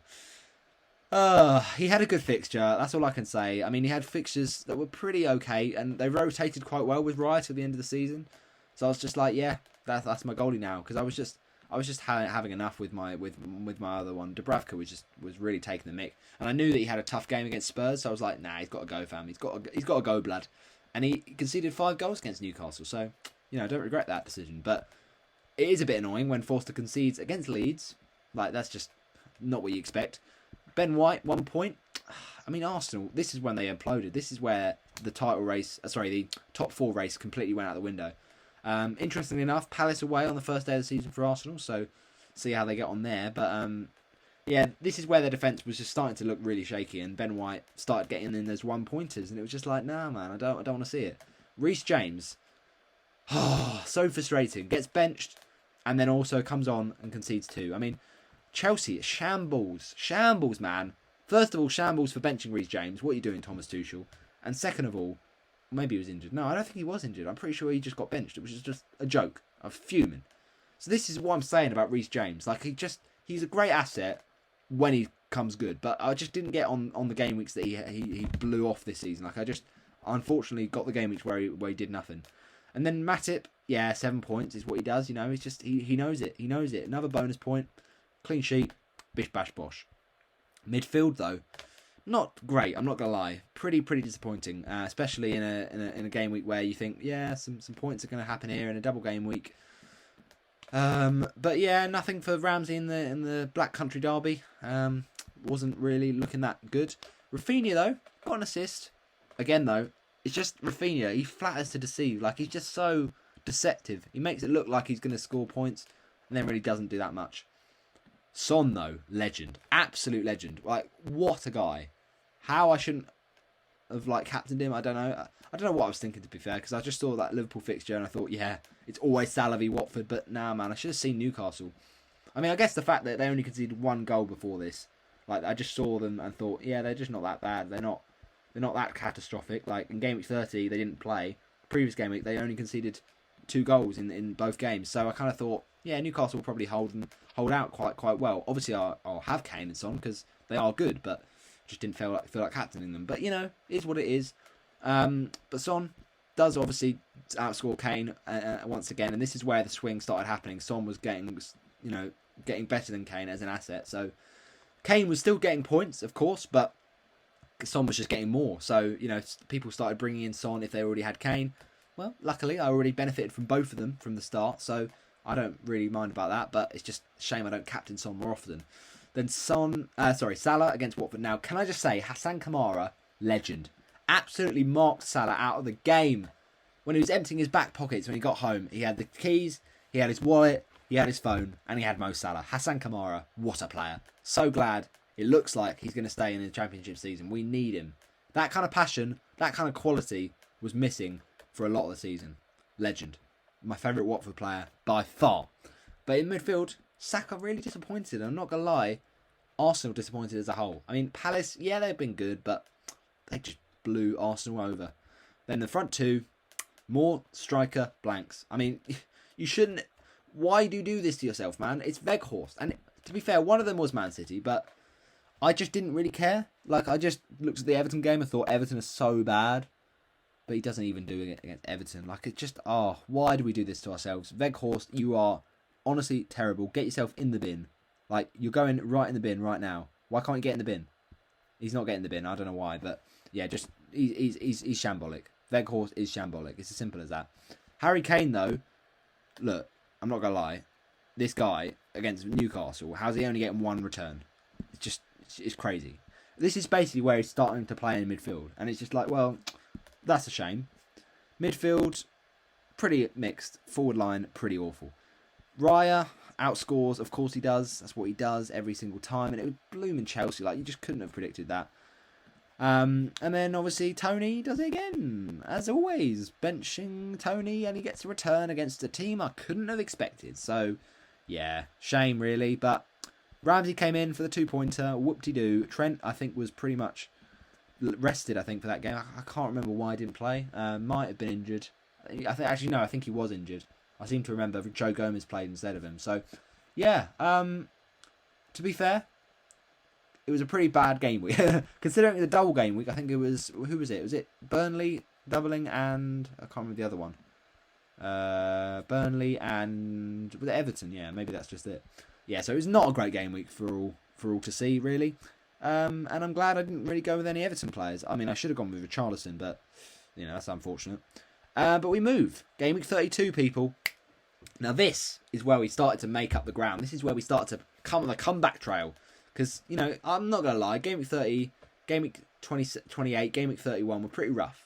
So we needed to get back to, you know, Game Week 29, Game Week 26 levels. And boy, did we. Because Game Week 32 was you're not going to believe this, a single game week. Yeah, 85 points in a single game week. Beautiful. Absolutely beautiful. Who did we bring in? The man, the myth, the legend, Kasper Schmeichel. 9-pointer, penalty save. Love it. Absolutely love it. I mean, this was just brilliant. I honestly, like, it's like I just knew it was going to happen. I don't know how I do it. So yeah, brilliant stuff. The bonus points from a goalkeeper, you always love to see it. 9 points. Love it. Then, back three. I mean, defences still, at this point, are a bit of an issue. I'm not going to lie. Like, the big at the back has started to you know, go down the pan a bit because it was so strong throughout most of the season, but then suddenly defences are conceding goals. And Ben White, again, 1-pointer against Brighton. You wouldn't have expected that. And Reece James. Why, oh why, Delilah? I've basically got all the Chelsea players that are the wrong Chelsea players. They're all getting benched or rested, or, you know, the ones that I've got aren't scoring the points. Like, I just can't be bothered. Like, Mason Mount scoring all the points. I don't own Mason Mount. Just, I don't know. It's really hard to own Chelsea players as it is with Man City with the rotation. And then Trent, yeah, okay, another assist. Against Man City, you really can't ask for much more than 4 points. So, midfield, this is where it started getting good. Rafinha and Son specifically. Now, Son, what a king. What a king. And this guy deserved the golden boot. I'm so happy for him. Like, honestly, like, he is outshone by so many midfielders in the Premier League. Like, De Bruyne, Salah, and unrightly, because, you know, he's just playing for not as big of a club, so he just doesn't get the profile. But honestly, what a player. He, ever since 2016-17, has been electric. Electric since he arrived at Tottenham Hotspur. So, fair play to him. Like, I mean, he was playing for Bayer Leverkusen before. Like, they weren't amazing. But this guy has been amazing the whole time. So, yeah, hat-trick hero. Shame I didn't captain him, obviously. But, at least I own him. Imagine if you owned him not that game week. I mean, that would be harsh. 3 bonus points and 3 goals. Saka. Now, this is where I started to get frustrated with Arsenal, I'm not going to lie, because another yellow card for Saka, like, what's that about? 10 Rafinha. Boom. Boom, boom. And that was basically goodbye for Rafinha, basically, after that, because I knew that Leeds' fixtures weren't the best, and Leeds just weren't doing that well. Like, obviously, they turn up for the game against Watford, because we were just shambolic. But I kept him for the Watford game. At least he got a double-digit haul, Probably one of the fewest he gets all season. Doesn't really get that many points in one game. So that was nice to own him for that. Got the nice goal in off the post and got 2 bonus points to go along with it. So yeah, good, nice 10-point Rafinha final haul there. But realistically, that was the last time I was going to own him in FPL. He was good at some points. You know, I remember that game week 20. Was it? Oh, what game week was it? But it was a game week, pretty sure, last season in 2021, which I think I captained Rafinha against Sheffield United. And I remember watching the game live, because I'm pretty sure that most of the games were like on TV because of COVID. I remember watching the game live and just watching that game, and I was shouting at the TV because the amount of times he just didn't get the goals. Like did he get an assist in that game? 1 assist or something? But he just was so unselfish. And this is the thing with Rafinha. Like, I don't know. He probably will leave Leeds, but let's say he stays. Like, I'm still not picking him. I know he's a bit of an FPL legend, but realistically, will he stay at Leeds? He'll probably go to a bigger club, and even if he does, there are better options. There are just better options. He's shown that this season that he's just not been good enough. He's been good, but we want really good. And Salah, 5 points. I mean, this guy still gets returns against Man City. Just don't doubt him, fam. Don't doubt him. Front 3. Look, you can't deny Tony started the season really poorly, but he ended it pretty strong. And, yeah, it's a nice repentance, really, for that Burnley benching, because he gets another 12-pointer, and we have him. And I'm pretty sure that when I owned him, it was so differential. Like, not many people owned him for that fixture against West Ham, because they'd kind of seen that blank against Leicester, seen that, he hadn't done that much against Chelsea, and like they just weren't really owning him, and that was so differential to get that 12-pointer against West Ham. It was wonderful, especially because he blanked in the reverse game against West Ham. I was like, this is payback. But Spurs, obviously, I said how they went off in that Villa game. Obviously, would have been nice to have gone for Harry Kane as vice captain and Son as captain. Obviously, I went for Salah as vice captain just based on that thing about COVID. I said about how I don't like to captain the same team. I think from next season onwards, that will no longer be a thing, because obviously COVID has been, hopefully, fingers crossed, touch wood. It's kind of it's died down for quite a while now, so it's not really a thing anymore. But I hope I don't eat those words, because it will happen again next season. But look, hopefully a much more kind of like simple season to navigate. But ultimately, yeah, I went with Harry Kane just because I thought he had more chance. And this was actually, maybe this was the thing. No, it wasn't. I knew it was obviously Son was going to get more bonus points. But yeah, he got 3 assists, which is good, but not quite enough. And then Weghorst, man, like, get in the bin. Get in the bin at this point. Like, I put faith in you against Norwich. Even after those 2 awful double game weeks in 27 and 31, I still, because I'm such a loyal guy, I keep the faith in the game against Norwich. Because everyone's like, if you sell a player ahead of Norwich, then you are deluded. So I kept him. I started him. Thought, yeah, come on, Weghorst. This is your moment of redemption, a moment of atonement. But what do? You don't do anything against blooming Norwich and get taken off. Nah, man, get me out of this. I'm not having it. But yeah, it was a bit of a shame about David Raya, I'm not going to lie. 7 points, again, benched, just like that game week against Burnley. But Schmeichel outscored him. That's fine, absolutely fine. Ramsey, 2 points. Yeah, not that bothered. Matip 1, benched him. That's good benching, I suppose. And Marty, 2 points. Bish Bash Bosh, pretty strong game week. And that was the game week that I actually went on FPL Juice. If you didn't catch it, by the way, watch it now. My FPL Juice video when I was a guest in the studio. I actually did host one of the previous ones, which was called Gigs in Blankets, Game Week 19, I'm pretty sure it was, and that was really good. And I think I went on as appearance a few times. There was one called Mount Pellier. I think there's one around Game Week 18 that I won the punditry for, like rocking around the Christmas tree, Roy Keane around the Christmas tree for Game Week 18 or something. But the point is, it was a really good game week, Game Week 32, and it was so nice on that FPL Juice, going into the studio to review my team.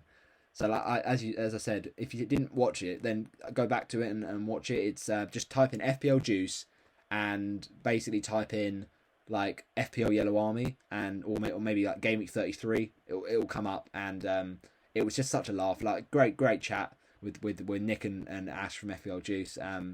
you know, really, really good guys, and great this studio as well. James does a great job, James Alexander, and they're just a great pod in general. So really, really appreciate the help they're giving to me. But yeah, it was a nice game week to review. Basically, is what I'm saying. It was a good game week. So we move on to game week 33. Then what are we saying? We're saying a 64-point haul, which is all right. I'm joking. It's not for one player, obviously. It's the whole team. But 64, it could have been better. 5, Schmeichel. Look, at the end of the day, right? They had a double game week. No clean sheet, but look at the bonus points. We'll take that. 5 points. Yeah, it's not brilliant. Ben White, you've done it again, mate. 1 point, 2 points. It's just not great for Arsenal. Reece James, 4 against Arsenal. I mean, you can't really expect that. Trent, clean sheet. All right. I thought he'd punish me a bit more than that, but, you know, we move. Basically, this was the game week that everyone free-hitted. Well, a lot of people free-hitted. And the reason I resisted was because I didn't want to take out players like Salah and Saka and Trent. Because I was like, well, no. Because at the end of the day, when all's said and done, those players are amazing. And they had good fixtures. And I was just like, do I want to do that for Newcastle, Man United players when they got one of the games against Liverpool? Just no. Okay? I get it. Ronaldo scored a hat-trick, but that's all I really missed out on, to be honest. Like, the Newcastle clean sheets, I'm not that fussed, to be honest. Not that fussed. But still had a good game week. You know, 64 points is all right. Although it is obviously a double game week, you would have liked more, but that's just because I just didn't fill my team with as many double game weeks as if I'd have free-hitted, obviously. So, yeah, still very strong. Martinelli 3. Yeah, that was a bit of an annoying transfer in, I'm not going to lie. I just had faith in him. I had faith in him that he was going to do the bits in the double game week. And Arsenal were just so frustrating. I remember that game against Southampton. Like, Saka should have scored, but saved by Forster. Martinelli should have scored. Like, it was just one of those days. And then against Arsenal, obviously, against Chelsea, Martinelli benched. I mean, just leave it out, Arteta. Like, why? Why are you doing this to me, man? I can't deal with it. And then Son captaincy. I mean, yeah, never captain the early fixture. That's just what I should know. Obviously, outside of this rule, you put Salah in because he always scores, even if it's the early fixture, unless you're up against Hassan Kamara, of course. But Salah against Man United, like, we knew it was going to be big. That's why I kept him in my team. Would I have ever captained him against Manchester United? Well, maybe, just because of the fact I didn't in the reverse fixture, and I had a lot of regrets about that.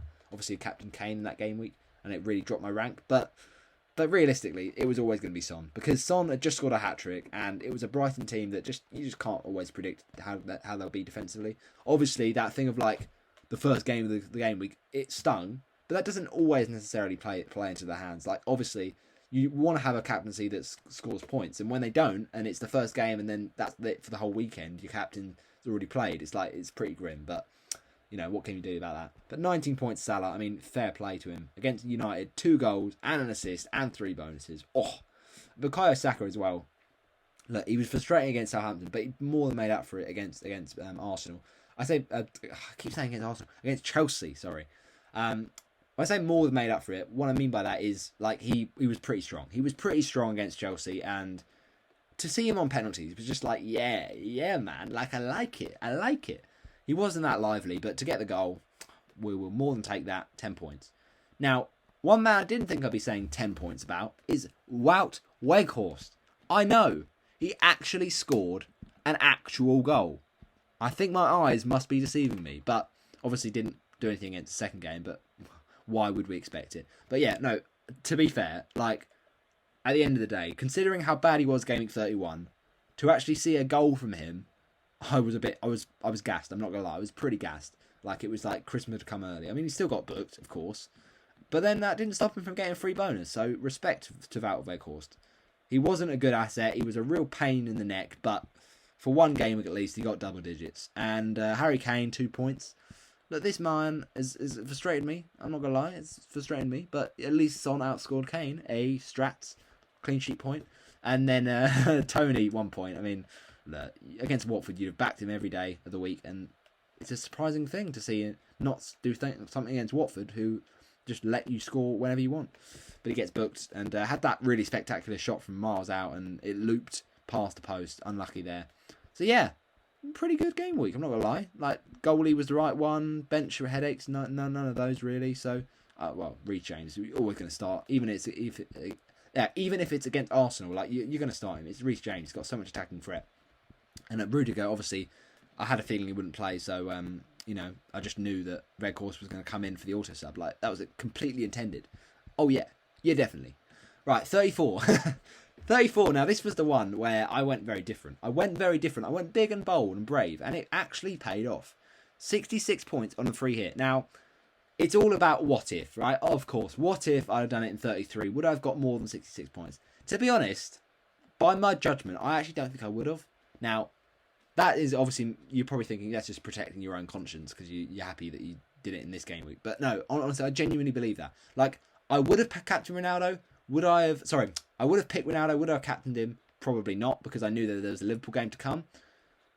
Would I have picked the Newcastle defenders? Probably not, because I just don't like Newcastle after what Dubravka did to me. So I wouldn't have had that many players that hauled big that game week. So I don't think I'd have scored that much. But 66, considering it was quite a small double game week, was pretty great. And I'll tell you why. Dubravka, hallelujah, hallelujah. It was his time for redemption. I just felt like it. He had Norwich. He needed to prove a point to me, and he did. Clean sheet, finally. Okay, that's all right. Then the back five, big at the back, people. We went for it. Admittedly, it didn't really that pay off, apart from Liverpool. But look, at the end of the day, when all's said and done, Robertson. Now, didn't own him pretty much all season, but to own him in one of the few big hauls that he gets is always satisfying. And, so many people didn't own Robertson that game week, and for me to bring in 15 points on a free hit is always really, really nice. So, yeah, really happy about that. Man City, though. I did not expect them to not keep a clean sheet against us. I'm not going to lie. To see that goal from Hassan Kamara, it blew my mind. I mean, Kamara, legend. But look, crazy stuff. Another yellow card as well. Just picking up irrelevant yellow cards, my team. It's just annoying. But Laporte, this is what I was surprised by. Because what's he going subbed off for? I get you're winning a lot. But, like, come on, man. You know what it was? I think they had a Champions League game. I think it was. But Trent, I mean, yeah. 5 points. He's starting to then decrease in his points output. When you compare him to Robertson, this is where people are starting to favour Robertson. But look, I still think you gotta if you have Robertson outperforming Trent, you still have to own Trent. That's my opinion. So that's why I brought in Robertson. Like, obviously Robertson did play well. He didn't outperform Trent every game week for the last 10 game weeks, but most of them he did. Obviously I couldn't have shifted that money without taking a massive hit, and I didn't want to do that. So Trent in my opinion, is still marginally better. Like, it's very close. Robertson does end seasons well, but at the end of the day, you just got to go Trent. But it was nice to pop on Robertson when he did outscore Trent. And then the midfield, I mean, it was very strong. I'm not going to lie, very strong. A lot of, solid scores. Mount was the one letdown. Of course, it's my captain. I mean, his form was looking so good, man. Up to that point, it was looking so strong. He'd got the 2 goals against Southampton. He'd got the big haul in the game against which one was it? Yeah, Norwich. Not that long ago. And I was thinking, yeah, this guy's the man for Chelsea. And he obviously assisted against Arsenal. I was like, yeah, 2 games. Both of them are decent enough. West Ham, all right, they're not brilliant defensively. They can concede. And certainly Man United can concede. But he only scored 1 goal. Chelsea only scored 1 goal in both games, and Mount involved in nothing. I mean, at least I did choose the right captaincy in terms of minutes, right? I know this is a weird argument, but in terms of minutes, I chose the right Chelsea midfielder to captain. But in terms of, obviously, attacking returns, then, you know the rest. An assist against Man United for Havertz. So, yeah, I mean, what difference does it make, realistically? Like, it's 6 points. Like, don't cry about it. But ultimately, Havertz, yeah, happy with that. Got the assist. And then De Bruyne. That was a really nice one. Nice one to jump on, to be fair. With 2 assists in 1 game, that's quite a rare thing to see. And 2 bonus points. In a game where City score 5 goals and he only gets 2 assists, I mean, that's a steal. Like, to getting 2 bonus points from that is really nice. I mean, he looked brilliant throughout the whole game. And especially because of the fact he didn't play 60 minutes, didn't get the clean sheet, didn't get even the 60 minutes played. Like, that's 9 points, really strong. So that was a great transfer in on the free hit. And then Salah got the assist. I mean, you should have wanted more against a weak Everton team, but still, he returns. At least I didn't drop him for my team because his effective ownership was so high. So to get a return was nice. And then front front man, Pookie. Why did I go back to Pookie? Like, after game week 19, I should have just known. Sorry, I think it was game week 17 or game week 18, around that time. When I brought him in for that blank against Villa, like, I should have known that it was a bad idea. But I think I just thought, well, let's cover both bases. Because I had Dubravka, and I thought, if that goes tits up, realistically, Pookie's going to score. So I kind of just thought, who else are you going to get? Because I had such an expensive back line and an expensive midfielder, I was like, there's no option but to get cheapy. And there were no forwards. There were no forwards for a cheap price this season. That's why it was so hard to play this game. So Pookie was actually quite high up near the points. So it was logical, but just unfortunate. Then the bench, Lonergan. I mean, Andy Lonergan. I know it's a weird one, but let's talk FPL Andy. That's just who I think of. I know it's weird. It doesn't even look like him, but Andy Lonergan. Just saying. Mateta, glad I benched him for his blank. I didn't have much faith in him, but I just thought he's cheap, so I'll just bench him. Gordon, benched him. Good decision. Got booked against Liverpool. And Shakai Ford, what an absolute legend. Doesn't actually play, obviously, as I would expect him not to, but, you know, young gun for the future. Honestly, he's going to be huge for Watford in the future, hopefully. But yeah, moving on. 35. We're nearly there, people. I know it's been a really long one. It's probably going to finish at 3 hours, which is a lot, but sorry, people, alright? I hope you enjoy it. All you can do is just click on a video. If you click on a video, then you're there for the 3 hours, mate. You know, you've committed. So I appreciate those people that are watching the whole game, the whole thing. Like, respect. Absolute respect. Love it. You are my favourites. You are my followers. And, I love my followers, man. Yeah. Appreciate the support. But in goal, Schmeichel, 2 points. Oh dear, this is not what we expected. I mean, to be fair, he was playing Spurs, so we're not that surprised. But David Raya, he was playing United. He made more saves. So, actually, no, he didn't. Sorry, 4 saves for Schmeichel and 3 for Raya. But look, it doesn't matter. We knew we had a pretty bad goalie for this game week because the fixtures were just unfortunate. But sometimes you have to ride through with a bad fixture for a goalie because if they're worth it, either side of that game, then just keep him. Joel Matip comes in clutch with another clean sheet, my boy. Oh yeah, baby, that's when we brought him back in. We had Matip for a brief spell. Obviously, we did bring in, who was it now? Was it White or Rudiger? No, it was Rudiger. Yeah, we brought in Rudiger to replace him, and the time that we had Rudiger, very, very briefly, was not good. It was not good. He got benched against Arsenal, and it was not very nice. I mean, Martinelli got benched as well. Like, it was just the time I had Martinelli was really disgusting. So game week 35, then we sold Martinelli. I'm pretty sure.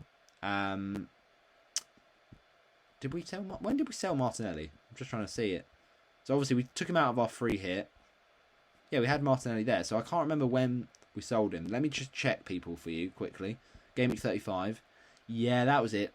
Gordon. So it was just like a bench fodder, basically. We knew Gordon had a double game week in 36, so we thought, might as well just bench him. And he didn't punish me, which is good for game week 35. But Chelsea defence against Everton. What was that about? Like, come on. Like, Everton, fair enough, they were the better team, but Chelsea were dog. Chelsea was so bad. So, that was a shame. Son, what more do you say about this guy? This guy's an absolute goal machine. 2 goals and an assist. Bish bash bosh.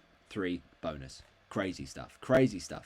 And Kane, when I saw the first goal go in with Harry Kane, I was like, yes, it's always Harry Kane against Leicester. The former Leicester player loves scoring against them.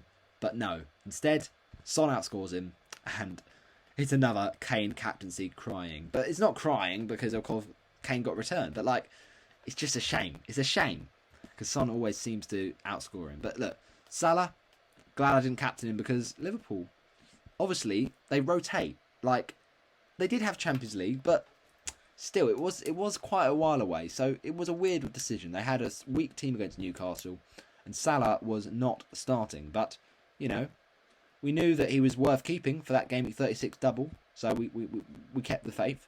Saka, 4 points. Now this, my friends, was a bit of a frustrating one because he could have got so much more. Like against West Ham, who defensively weren't the best, but instead it was the Arsenal defenders that we should have helped onto, like Gabriel and Chambers. I mean, Chambers, like, come on, who's going to get him? But yeah, it was pretty mad. Wait, hang on, I say Chambers. No, what am I on about? I mean Holding. Chambers went to Villa, of course he did. But yeah, it was a bit of an odd one, I'm not going to lie. But still, got the assist, take that.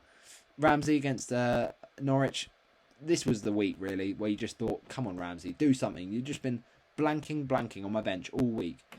But no, even against Norwich, Ramsey can't do anything. And I think we have to kind of edit our expectations for 4.5 million midfielders. But especially when they've got a good fixture and they're capable of producing a big haul like they did against West Ham. And that's just happens to be the week that I have to bench him. So it's a bit of an annoying one owning Ramsey. Dennis, 2 points. I mean, yeah, that's just Emmanuel Dennis for you. You bring him in for a game against Burnley. I mean, I don't know why I brought him in. I think it was... I tell you what. Wasn't this... Was it or was it? No, hang on. I'm trying to think now. Yes, it was. This was the game week that I actually had a mare. I had a mare. Basically, but in the bit lead up to it, I basically clicked a button by accident. I screenshotted my team and then it just made the transfers. So I took a -8, but I didn't mean to, basically. So it was Dennis for Weghorst. Weghorst got less points. Get in. It was also Was it Ramsey? No, I don't think it was. Maybe it was Tony. No, I wouldn't have brought in... No, it was Gordon, of course it was. Gordon. So I brought in Gordon just for the future. So I didn't have to then take more hits in separate game weeks. So Gordon in. And then, what was the other one? Matip, I think it was. Yeah, Matip. So Matip got the clean sheet. And I remember just sweating because Liverpool had Champions League in the midweek before the Newcastle game. And I was like, no, please play. And he did. So, he got a rest. So he played against Newcastle. So that was good.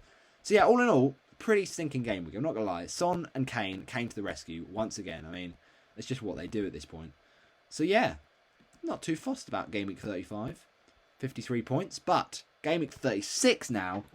Spicy ting. We're getting to the levels of Game Week 26. Maybe just every single game week that ends in 6 should be put in gold. I say that Game Week 16 and Game Week 6 weren't the best, especially Game Week 6. I was saying about that was a shocker, but no, what I'm saying is it was an amazing game week, and what a use of a bench boost. My chips this season though have been banging. The only one that wasn't quite that good was probably the first wild card and possibly the first free hit, but other than that, I'm unbelievable. Like usually in a game week in a season you have one free hit, so I certainly used that second free hit to my advantage. Because of the fact that they were postponing games and they just wanted to, give people more of a chance. So yeah, Game Week 36 was the big game week. Obviously, it was the double game week of dreams. Like it was all the teams, well, not all the teams, but most of the teams doubling. So I pretty much knew it made or break my season. It would make or break my season. I think of it. Let me just check what my rank was around this time because I remember thinking like I needed to get closer. Yeah, so I was 115k. So I was not that far away from top 100. And I was like, come on. If I can just have a great game in 36, I might get top 100k. And I tell you, I was loving life. I got into the top 90k with 81,000. And I was like, yes, come on. This could be groundbreaking. If we can get top 100k, it would be amazing. But let me just talk about this amazing game week first. 8 points from Schmeichel. Look, okay. Frustrating one against Everton, for sure. Where that came from, I don't know. But Leicester were just not very good in that game. Think about Schmeichel, like, against Everton in both games. I didn't own him for both, actually, but he concedes goals against Everton in both games. And just think, like, Leicester are better than that. They need to sort out defence next season. But one thing for sure, Schmeichel's doing all he can. Like, he's making saves, for sure. But then against Norwich, yes, coming in clutch with a clean sheet. You know it. It's got to be done, man. So, yeah, 8 points. Yeah, against 2 games. It's not brilliant, but it's something. Trent. Now, this was the real disappointment. Because we knew that he had attacking threat against both those teams, Spurs and Liverpool, but no clean sheets. It's a shame. It's a real shame. Rudiger, though. Really? Like, Wolves at home. They're 2-0 up. They're coasting. They're going to get a clean sheet, and then bam, 2-2. It's a real stinker.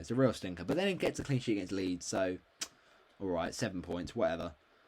And then this one, I mean, it's really frustrating that he didn't do it in the first game, because then we'd be talking about like Reece James, like big hauls, like those ones that I've missed out on this season. But at least he got something against Leeds. Like that was a nice assist and 3 bonuses in a game where Chelsea scored 3 goals. I mean, I think I got pretty lucky there, to be honest. But 13 points, that's a lovely haul for Reece James, especially when I've not had that many of them. Matip, 11. Oh, you little beauty. Comes up with a goal against Villa. I mean, that Villa-Liverpool game will go down in my FPL history memory for a long time. Like, honestly, that guy is a legend. Matip, such a legend. And I don't know what else to say. Like, I keep going on about him, but he's just... I worship him this season. He's been my player of the season for my FPL team only because he's been a gem, a underpriced gem. And I jumped on him so early in the season as well. Like, some people jumped on him like mid-season, and fair enough. But I jumped on him so early, and he's been brilliant. He's been brilliant. Anyway, move on. Laporte, you little legend. Now, thankfully enough, he did play 60 minutes against Wolves. Did go off injured, but the key thing is the goal against Newcastle, which I was just loving. Like, the clean sheet, I'll take that. But the goal put himself in legendary status, especially because the fact that I had pain with Laporte previously, where I brought him in for that game against Norwich, obviously got benched, and then I was like, I'm going to have to sell you pretty soon after. So then, yeah, to get the goal back and get a nice 14-point haul is really, really good from Imeric. Just a shame he got injured, but, we move. Look at that back four, though. That back five, sorry. That back five, pretty strong.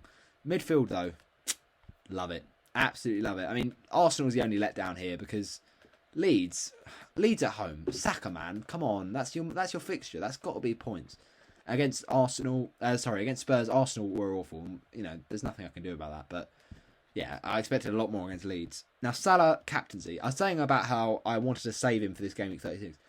Before the Gameweek started, this was probably, after Gameweek 26, you would have said the best chance to captain Mo Salah. Now, I know what you're going to say, Spurs is not easy, but it was such a huge game, so that made the stakes bigger and possibly more likely that Salah would perform because he's a big game player, and he does always do well does fairly well against Spurs, and Villa, he's scored plenty of against in the past, and I just thought, he was the man to captain. Don't overthink it. I know Son had tough games, but I thought, Salah's got better games for him because he can just score against anyone. And then, does nothing against Spurs. Big shock. Luis Diaz with a deflected goal. And then, obviously, I'm not sure. Was he benched against Villa? Or was he... No, I'm pretty sure he was benched. I think he was benched because he came on, Again, a weird decision. Klopp had a few weird benching decisions towards the end of the season, which is not really characteristic of him, but I suppose it's, they were fighting on quite a few fronts, so fair enough. But yeah, bit of a shocking captaincy for a double game week of this magnitude, but it just shows how good our bench boost must have been for us still to get 142 on a 6-point captaincy. But Saka, real shame. Son the other way, this guy is so good. Like, why do we doubt him?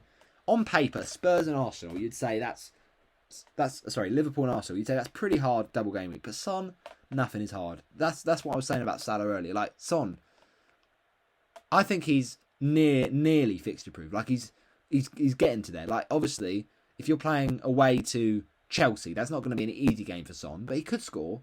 Like, he has scored against City quite a lot in the past, to be fair, Son. But yeah, he's getting there. He's really getting to Salah levels. Like, Son is brilliant. Absolutely brilliant. And there's no doubt he'll be priced more expensively. The question is he a forward this season or is he a midfielder? I think he's probably a midfielder along with Salah. But if he's the same price as Kane, it's not even a question. You pick... Well, actually, hang on. So if he's the same price as Kane and he's a forward, you pick Kane. But if he's the same price as Kane and he's a midfielder, you pick Son. Because extra point for a goal, probably more attacking. Although Kane is on pens, I think Son is just better. But then if Son is cheaper, then it's not even a conversation to make. If Son is more expensive and he's like, let's say Kane is 11.5 and Son's 12 and Son's a midfielder, then it makes it quite interesting. I'm not gonna lie, but especially with Kane on pens, you'd probably pick Kane. But ultimately, Son is still one of my number one players for the next season. I think it's going to be hard to fit him in with Haaland as well, but yeah, he had a great game week and a great season in general. So yeah, what a game week 36 for Son. Brilliant. And then Kane. Son, Kane, they're just as good as each other, really. Another goal. 2 goals, I should say, against Arsenal. He loves the North London derby. We should have known this. And then Nketiah. This was the one. This was mad vibes. I loved this transfer in. This was like a really great moment for me. Nketiah was a risk. We didn't know how many minutes he'd play. Lacazette was kind of dropping a bit in and out of the team, but he might still play a few minutes. But he actually played quite a lot of minutes across both games, and obviously was pretty poor in the second game, as most of Arsenal was. Well, all of Arsenal, along with Holdings especially, was shambolic. But the main thing is, did the bits against Leeds, and the irony of against a former team. I mean, that's very nice. That's very nice. So yeah, legend, goes down in legend for that nice haul. First half haul. Imagine if you got the hat trick, the scenes if that had happened. But yeah, can't really ask for much more than that from a cheapie like Eddie Nketiah. And then look at this bench boost. I mean, I know we should have done it in, well, I say should have, but we can't play a wild card and a bench boost in the same game week. So game week 29, forget about that, right? Because game week 36, look at that bench boost. I'm not going to lie, but I'm not going to probably get a better bench boost than that. Now, I hear what you're saying. Dennis, bit of an idiot. Yeah, fair enough. Not an idiot, but he was pretty poor towards the end of the season. And that's just unfortunate. Like, I knew we were probably down, but I just thought because we had fairly all right fixtures, Dennis might do something, like a consolation goal or something, and that would be enough for the bench boost. He didn't do anything against Burnley, and didn't do anything in this game week. So yeah, it was pretty awful, to be fair. But what can we do? It's the way it goes. And ultimately, he didn't play against Everton because he was injured. Injured, inverted commas, just a bit like Sarr, who was apparently injured but then went to play with Senegal. But yeah, so not great, but 2 points. Every point counts on the bench boost, Gordon 5 points. Now, okay, that was a shame, but clean sheet point. That's all right. That's not too bad. At least he played both games, and yeah, okay. As I said with Ramsey earlier, you've got to limit your expectations for these 4.5 bench fodder. They're not supposed to be scoring points. They're just there to get games, and if they score points, more than once, then booyah, you got a bonus really. So yeah, we will finish this in about 3 minutes. I said about three hours ish, so that's roughly what it is. And then the legend of this bench boost is no doubt. It's Douglas Louise. Now, firstly, Ramsey got injured, so that was kind of part of my dilemma this week. I can't even remember. Did I do Ramsey for Douglas Louise? Let me have a look. Yeah. So it was an Aston Villa swap. Oh, what an upgrade! Because Ramsey was injured, and I was like, no, I can't be having these injuries when I've planned this Gameweek 36 for so long with Ramsey in it, and he's not fit to play. But Douglas Louise, what a replacement! Honestly, such a legend. So because of the fact Ramsey's not there, I'm thinking, oh, but what if Ramsey plays first game? Is he fit enough? He wasn't. And I was thinking, oh, what if, Chukwuemeka plays instead of Douglas Louise or something?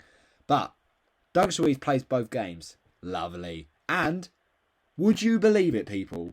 Scores against Liverpool. When he did that, honestly, I was watching that Villa game. Matip had scored early on. Douglas Louise had scored early on. Like, I was actually dancing in front of the TV. Like, it was such good vibes. And, yeah, that's a legendary moment that's going to go down in FPL history for FPL Yellow Army. Like, such a great, such an unsung hero, such a crazy moment. 11-pointer from a 4.5 mid, but it's huge. It's absolutely huge. And then David Raya as well. Like, that's the sort of game week that I benched him for usually when Brentford got a clean sheet, like the 7-pointers. And I'm so glad that this was the week that I chose to keep Raya and not have Forster. Can you imagine? Forster against Brentford didn't even bloom and play. I'm pretty sure. I can't even remember actually. Let me have a look. Oh no, he did. But yeah, conceded 3, like terrible. And in the build up to Brentford's games, like Raya did quite well for me, and Forster did it awful. So that was a great switch back in Game Week 32. But yeah, basically, I'm so glad because Raya got the save points, man. He came in clutch with the save points. So yeah, really, really good. And what a bench boost. 25 points. That is my best bench boost ever. So yeah, really, really happy with that. I know we're nearly done. I know you're going to think, it's 3:33. What are you on about? Yeah, I know. But 37. Just quickly finishing off the season. Schmeichel, 4 points. Wow, brilliant. Why are you lying to us, Brendan Rodgers? You're just such a liar. Liar, pants on fire. You say that he's going to play, and he doesn't. And you put in Danny Ward just to give him a bit of confidence. Ooh, sorry. Anyway, got some save points against Chelsea, so I suppose we can't be too downhearted. The defence, though, was a very mixed bag. Man City, where's that come from? I mean, I guess West Ham are good, but really? 2 goals? Laporte? I mean, this is the one week I choose to play you and you get 1 point. Brilliant. Rudiger. Now, Rudiger was an interesting one. Leicester scored, which I thought they might, to be fair, but I just hoped for an attack and return, I guess. But then Reece James gave me that attack and return. You absolute legend. I mean, 2 bonus points as well. Solid stuff. And then Matip. Is this a dream? Is this an actual dream?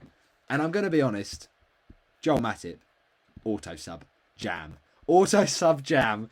Okay, thank you for not playing Trent. Honestly, Klopp, I said about how I hate your rotation, but I appreciate it this time, man. I really do. I can't remember the details. He might have actually been injured, but if he wasn't, and he just benched him because of the fact they had a FA Cup or a Champions League or whatever, then thank you, Klopp. Thank you. I really appreciate it, because Matip came in for the best auto sub I think I've ever seen. I probably have got a better one, I'm pretty sure. Actually, yeah, I'm pretty sure I have. So go back in my Instagram. It's underscore, these are all lower caps, Roberto_the_pro, and search or just scroll through my posts, and there'll be one that's got like a Google Doc, and it's got like a list of records, my FPL records. You'll find it soon enough, and on there it says what my best haul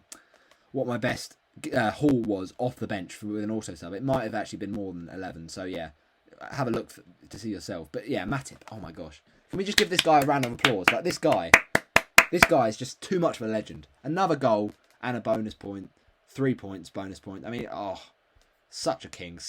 I mean, what a header against Southampton. Midfield, Saka. Now, okay, another blank. Arsenal imploding yet again. De Bruyne. Now that's unfortunate, because I bring in De Bruyne this week. Shame I did it just too late, because the previous game week obviously got that amazing 45-point haul. I mean, yeah, you just can't really predict that. Like, it's just crazy. 90 points, outscores Salah's double Gameweek 26 triple captaincy. I mean, it's a bit of a kick in the teeth, I'm not going to lie, because I thought I would get the best possible triple captain of the season from any game week. But no, De Bruyne has to go and score 4 goals against Wolves. I mean, that's madness. It's madness. I don't think we'll ever see anything like this ever again. And that's not even an Aguero moment. We'll come to that in a second with the final day for Man City. Son, captaincy, again, another annoying one. It's just, these captaincies, man, I'm just getting unlucky with them. Like, Son was the better form, and just the week that I captained Son, it comes back to bite me, and Kane outscores him. So, like, there was the trend that showing, no, do not captain Kane. Son is going to outscore him. And the week you change that, Kane outscores him. So, yeah, what can you do? Gordon, okay, this guy is just not really good at getting returns, but yeah, I had to play him for the double game week. Kane, yes. Those people that didn't own Kane, unlucky, mate, unlucky. Another goal, another penalty, just like he did against Arsenal. Decent stuff. And Nketiah, yeah, as I said, Arsenal imploded a little bit, and that was, bound to happen. Nketiah, it was just a one game wonder really for him against Leeds, and back to how we know him really as a cheap fodder.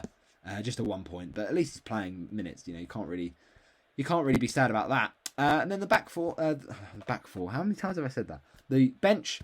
Raya, 2 points. Yeah, beat Schmeichel, decent.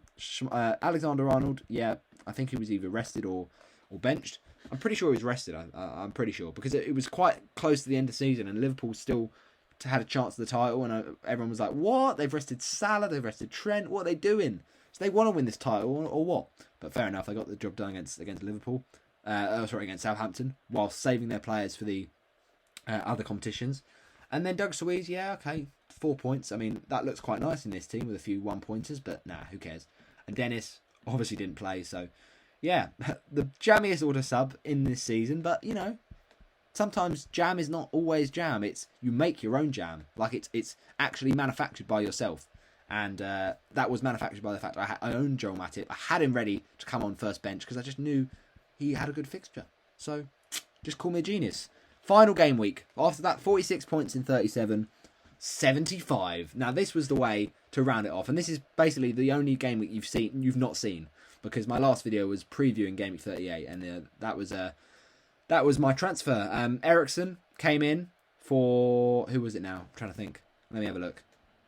That was it. Gordon I just had enough of, because Gordon was just taking the biscuit. Like, he was just blanking every week. So I was like, yeah, let's do an exciting one. Ericsson, come on, man. This is it. The time to shine. I think I can't remember how many points it was. I think going into Game Week 38, I'm pretty sure it was like 12 points. or maybe 15 points off top 100k. So I knew I had to have a fairly good transfer. And I had a great game week. Like, let's not beat around the bush. 75 points. I mean, it's still quite a high game week rank. It was a good game week for a lot of people, to be fair. But 75 was really strong, really strong. Like if you got around the 60s, 70s, you had a great game week. And some people even got into the 80s. So fair play. But Eriksen, oh man, it's more a human thing than a fantasy thing. Like I just had that emotional attachment to Eriksen after what's happened, obviously, with him coming back from the cardiac arrest. I just wanted to own him for once because I thought, well, he might leave Brentford, so just to have him one time in this Brentford team. Let's see, he's playing Leeds. Like there was a lot of upside, and Leeds had a chance of going down. I just thought Leeds were going to go down, and Brentford were going to rip them to shreds, and it was the complete opposite of that. Leeds won, and Burnley went down, and Eriksen did 0. And it's so frustrating because I was 4 points off top 100k. That's all it was, 4 points. If I'd have just finished on 2,502 points, I'd have got to top 100k. So it really it stings. I'm not going to lie, it stings. But at the same time, if I'd have, brought in Mbeumo, maybe I'd have... Sorry, not Mbeumo. If I'd have brought in Wissa, I meant to say, as my differential, then maybe I wouldn't have done something else. Maybe I wouldn't have captained who I did in the end. So, yeah, it's ifs and buts. But it's still a great game week end to the season. 75 points, that's stronger than my Game Week 2 score. So, I love it. I love it. So, yeah, let's move on to what actually happened. Gordon blanked. He actually got benched, so that was quite a nice transfer. But just Eriksen, man. I just wish he'd done something. But it is what it is. Goalie stuff. Now, Schmeichel did do well for me. I'm not going to lie. When I brought him in, pen save against Palace was the highlight, of course. He did fairly well. Got some save points, but that's really all I got from him. What we have learned this season is Leicester defence is just not that good. Unless they suddenly change, don't get in Leicester defenders. So, I'm not sure if that involves Schmeichel. It depends whether you think save points are that reliable, but I don't know. I guess he has been quite reliable for save points, but it's just you want those clean sheets, so you kind of want a mixture of save points and clean sheets. So, yeah, he was all right. He served a purpose. He wasn't spectacular, Schmeichel, but he served a purpose. He was a goalie that came in and it was all right when I needed him. So, defence, yeah, okay, a bit better than the Leicester defence. I mean, it's a bit of a frustrating one, Southampton, but in terms of that back five, I keep saying back five, Rudiger. I mean, what a way to go out in style. Like, your last game for Chelsea and you get a 9-pointer. Legend. Reece James, finally does something. Laporte, I mean, that was crazy. I mean, I say about the thing I mentioned earlier about the Aguero moment. I mean, what an Aguero moment. Gundogan, oh my gosh, rolling back the years, man, from 20 to 21 FPL. Like, that was unbelievable. What a substitution from Pep. It's just a shame I had to play Laporte. If I'd have just benched Laporte and played Nketiah, man, then the Eriksen transfer wouldn't have mattered. I would have got definitely top 100k because I benched Nketiah. I'm gonna come out and say it. I benched Nketiah against a terrible defence in Everton. What was I thinking? Well, what I was thinking was Everton had stayed up. Arsenal weren't going to get top 4, even if they won, because Spurs would beat Norwich. I just thought it would be a nothing game. Turns out it's a 5-1 and Nketiah scores. It's just like, no, man. Everton, just sort yourself out. It's just, Everton have just been annoying at points this season, especially for FPL. So, yeah, what can you do about that? The reason I played Laporte is just I thought that was going to be a 6 points. I just thought City would stroll to the title. Like, they are probably the best defence in the league. Like, let's not beat around the bush. They probably are. And I just thought that would be a 6 points guaranteed for Laporte. Whereas, did I think that 6 points was guaranteed for Nketiah in a game that maybe wouldn't mean that much? No. Whereas it meant so much for City, and I could see them keeping a clean sheet. Well, of course, now Villa score 2. That's no clean sheet for Laporte, and Nketiah scores. So, it is what it is. Hindsight is saying bench Laporte, but I think in the moment I was never realistically going to do it, so I can't really blame myself. Matip, 7. He still does it. He still, even on the final day, gets attacking returns. This guy, legend. Assist against Wolves, love it. He did get booked, but made up for it. And then, the midfield, I mean, could be better, but Son, legend. What a way to get the golden boot, eh? 2 goals, 24 points. Best possible captaincy I could have picked this game week. Love it. Absolutely love it. What a player. Banging player. Eriksen, I mean, just to see his name on the team sheet and just to see those three reunited, that the old three of Spurs, Eriksen, Son, and Kane. What a nice partnership that was. But yeah, it's a shame. It's a shame, but it is what it is. We're not gonna. Well, we are gonna cry about it because it denied us top 100k. But at the same time, like, you know, who did I sell? Gordon. Oh yeah, so he didn't play. So it's fine. Well, he did play, but he got benched. Is what I mean. Like, who would I have got for that price? Like, I didn't have a lot of money. How much did I have left over? 0.1, right? And Eriksen was 5.5, was he? Yeah, 5.6. So, look, who are you going to get for 5.7? There's not a lot, other than maybe the Wissa. I think I might have been able to afford Wissa, but look, there was not a lot of options. And I think I just went fixture over form, which, to be honest, was a bad shout. I think most times, like, let's say a percentage of 70% of the time, you should go for form over fixture. You know, if you've got a player that's in form, get them in form whilst you can. Like, whereas if you've got a player that's got a good fixture and good form, hence Johan Wissa, I should have thought that was a better option than Eriksen, who just wasn't really doing that much from an attacking point of view. But I got distracted by the fixture. But this is the problem. Like I was saying earlier about how, like, you know, I was stupid with Nketiah not playing against Everton, because look at the defence that he's up against. He's really bad. Everton were really bad this season. But then if I focus on that, then I kind of don't focus on the form. And if I focus on the form, which I just said was a better, you know, distributor than fixtures, if you look at Nketiah, he'd gone off the boil after that Leeds game. So it's kind of hard. There's no one thing that always is the winner. And I just sometimes get on the losing side, and that's what happened today. So, yeah, shame. Assist against Everton, though. At least that's something for my Arsenal attack, for Bukayo Saka, and then KDB. He comes up clutch when he needs to. That assist for the good, final Gundogan goal was crucial for their title win, and nice little bonus point. You know, 5 goals and 1 contribution, and he gets a bonus point. That just shows how influential KDB is during a game. And then a front line of Harry Kane, 10 points. Pretty decent stuff. I mean, look, he started the season so slow. We all know this. But ended it pretty strong. So he's going to be an interesting one next season. Depends if he's the same price as Son, of course. And let's see what happens if he can actually, you know, start the season stronger. But 10 points, decent. There's always that thing with Kane, though, isn't there? That he just can't score in the month of August. So we'll see. Bench, though. Nketiah is the only regret. It's the only regret. But look, 4 points. It's 4 points. Like, don't sweat on it. Raya 1. Okay. Yeah, whatever. You know, it's nice decision making there. Schmeichel got more. Douglas Louise. Okay, Laporte, whatever, man. You surprised me with 2 goals conceded, but that's not often. And then Dennis, stinking out the bench, obviously didn't play. So that's it, people. I know it's been long, but I feel it's been worth it. Now, if I then open this, or finish this and finish the recorder and see that this whole video is gone. Obviously you won't see this if it is, but if I find out that it's gone, I will actually cry, because I've just wasted 3 hours 17 of my life. But it's not a waste, because I wanted to provide this in-depth analysis of my season as it's gone. And as I say, it's been lots of peaks and troughs. You know, that period around game week 11 and 12 was tough. I'm not gonna lie. That period around game week 9 and 10 was tough. Those 2 red arrows. Then I went on a great run of green arrows, game week 15 onwards. That was amazing. Then a few red arrows, then some more greens, a bit red, a bit green, a bit red, a bit green. So I was a bit up and down the last kind of stretch of the season. But considering where I was, like I was really struggling around about game week 10, 987, to jump all the way up to 100 and 109. Like, yeah, I'll take that for sure. I will definitely take that. So yeah, thanks for watching, people. I really appreciate you sticking with it and watching me in this team. But it's time for a new season, people. Like, as I said, like, FPL resets now. Kits are starting to get revealed. You know, fixtures have been revealed for the new season, and obviously it's a new season. I'll talk about FPL, the new campaign, in a future video. But like, yeah, it's good stuff.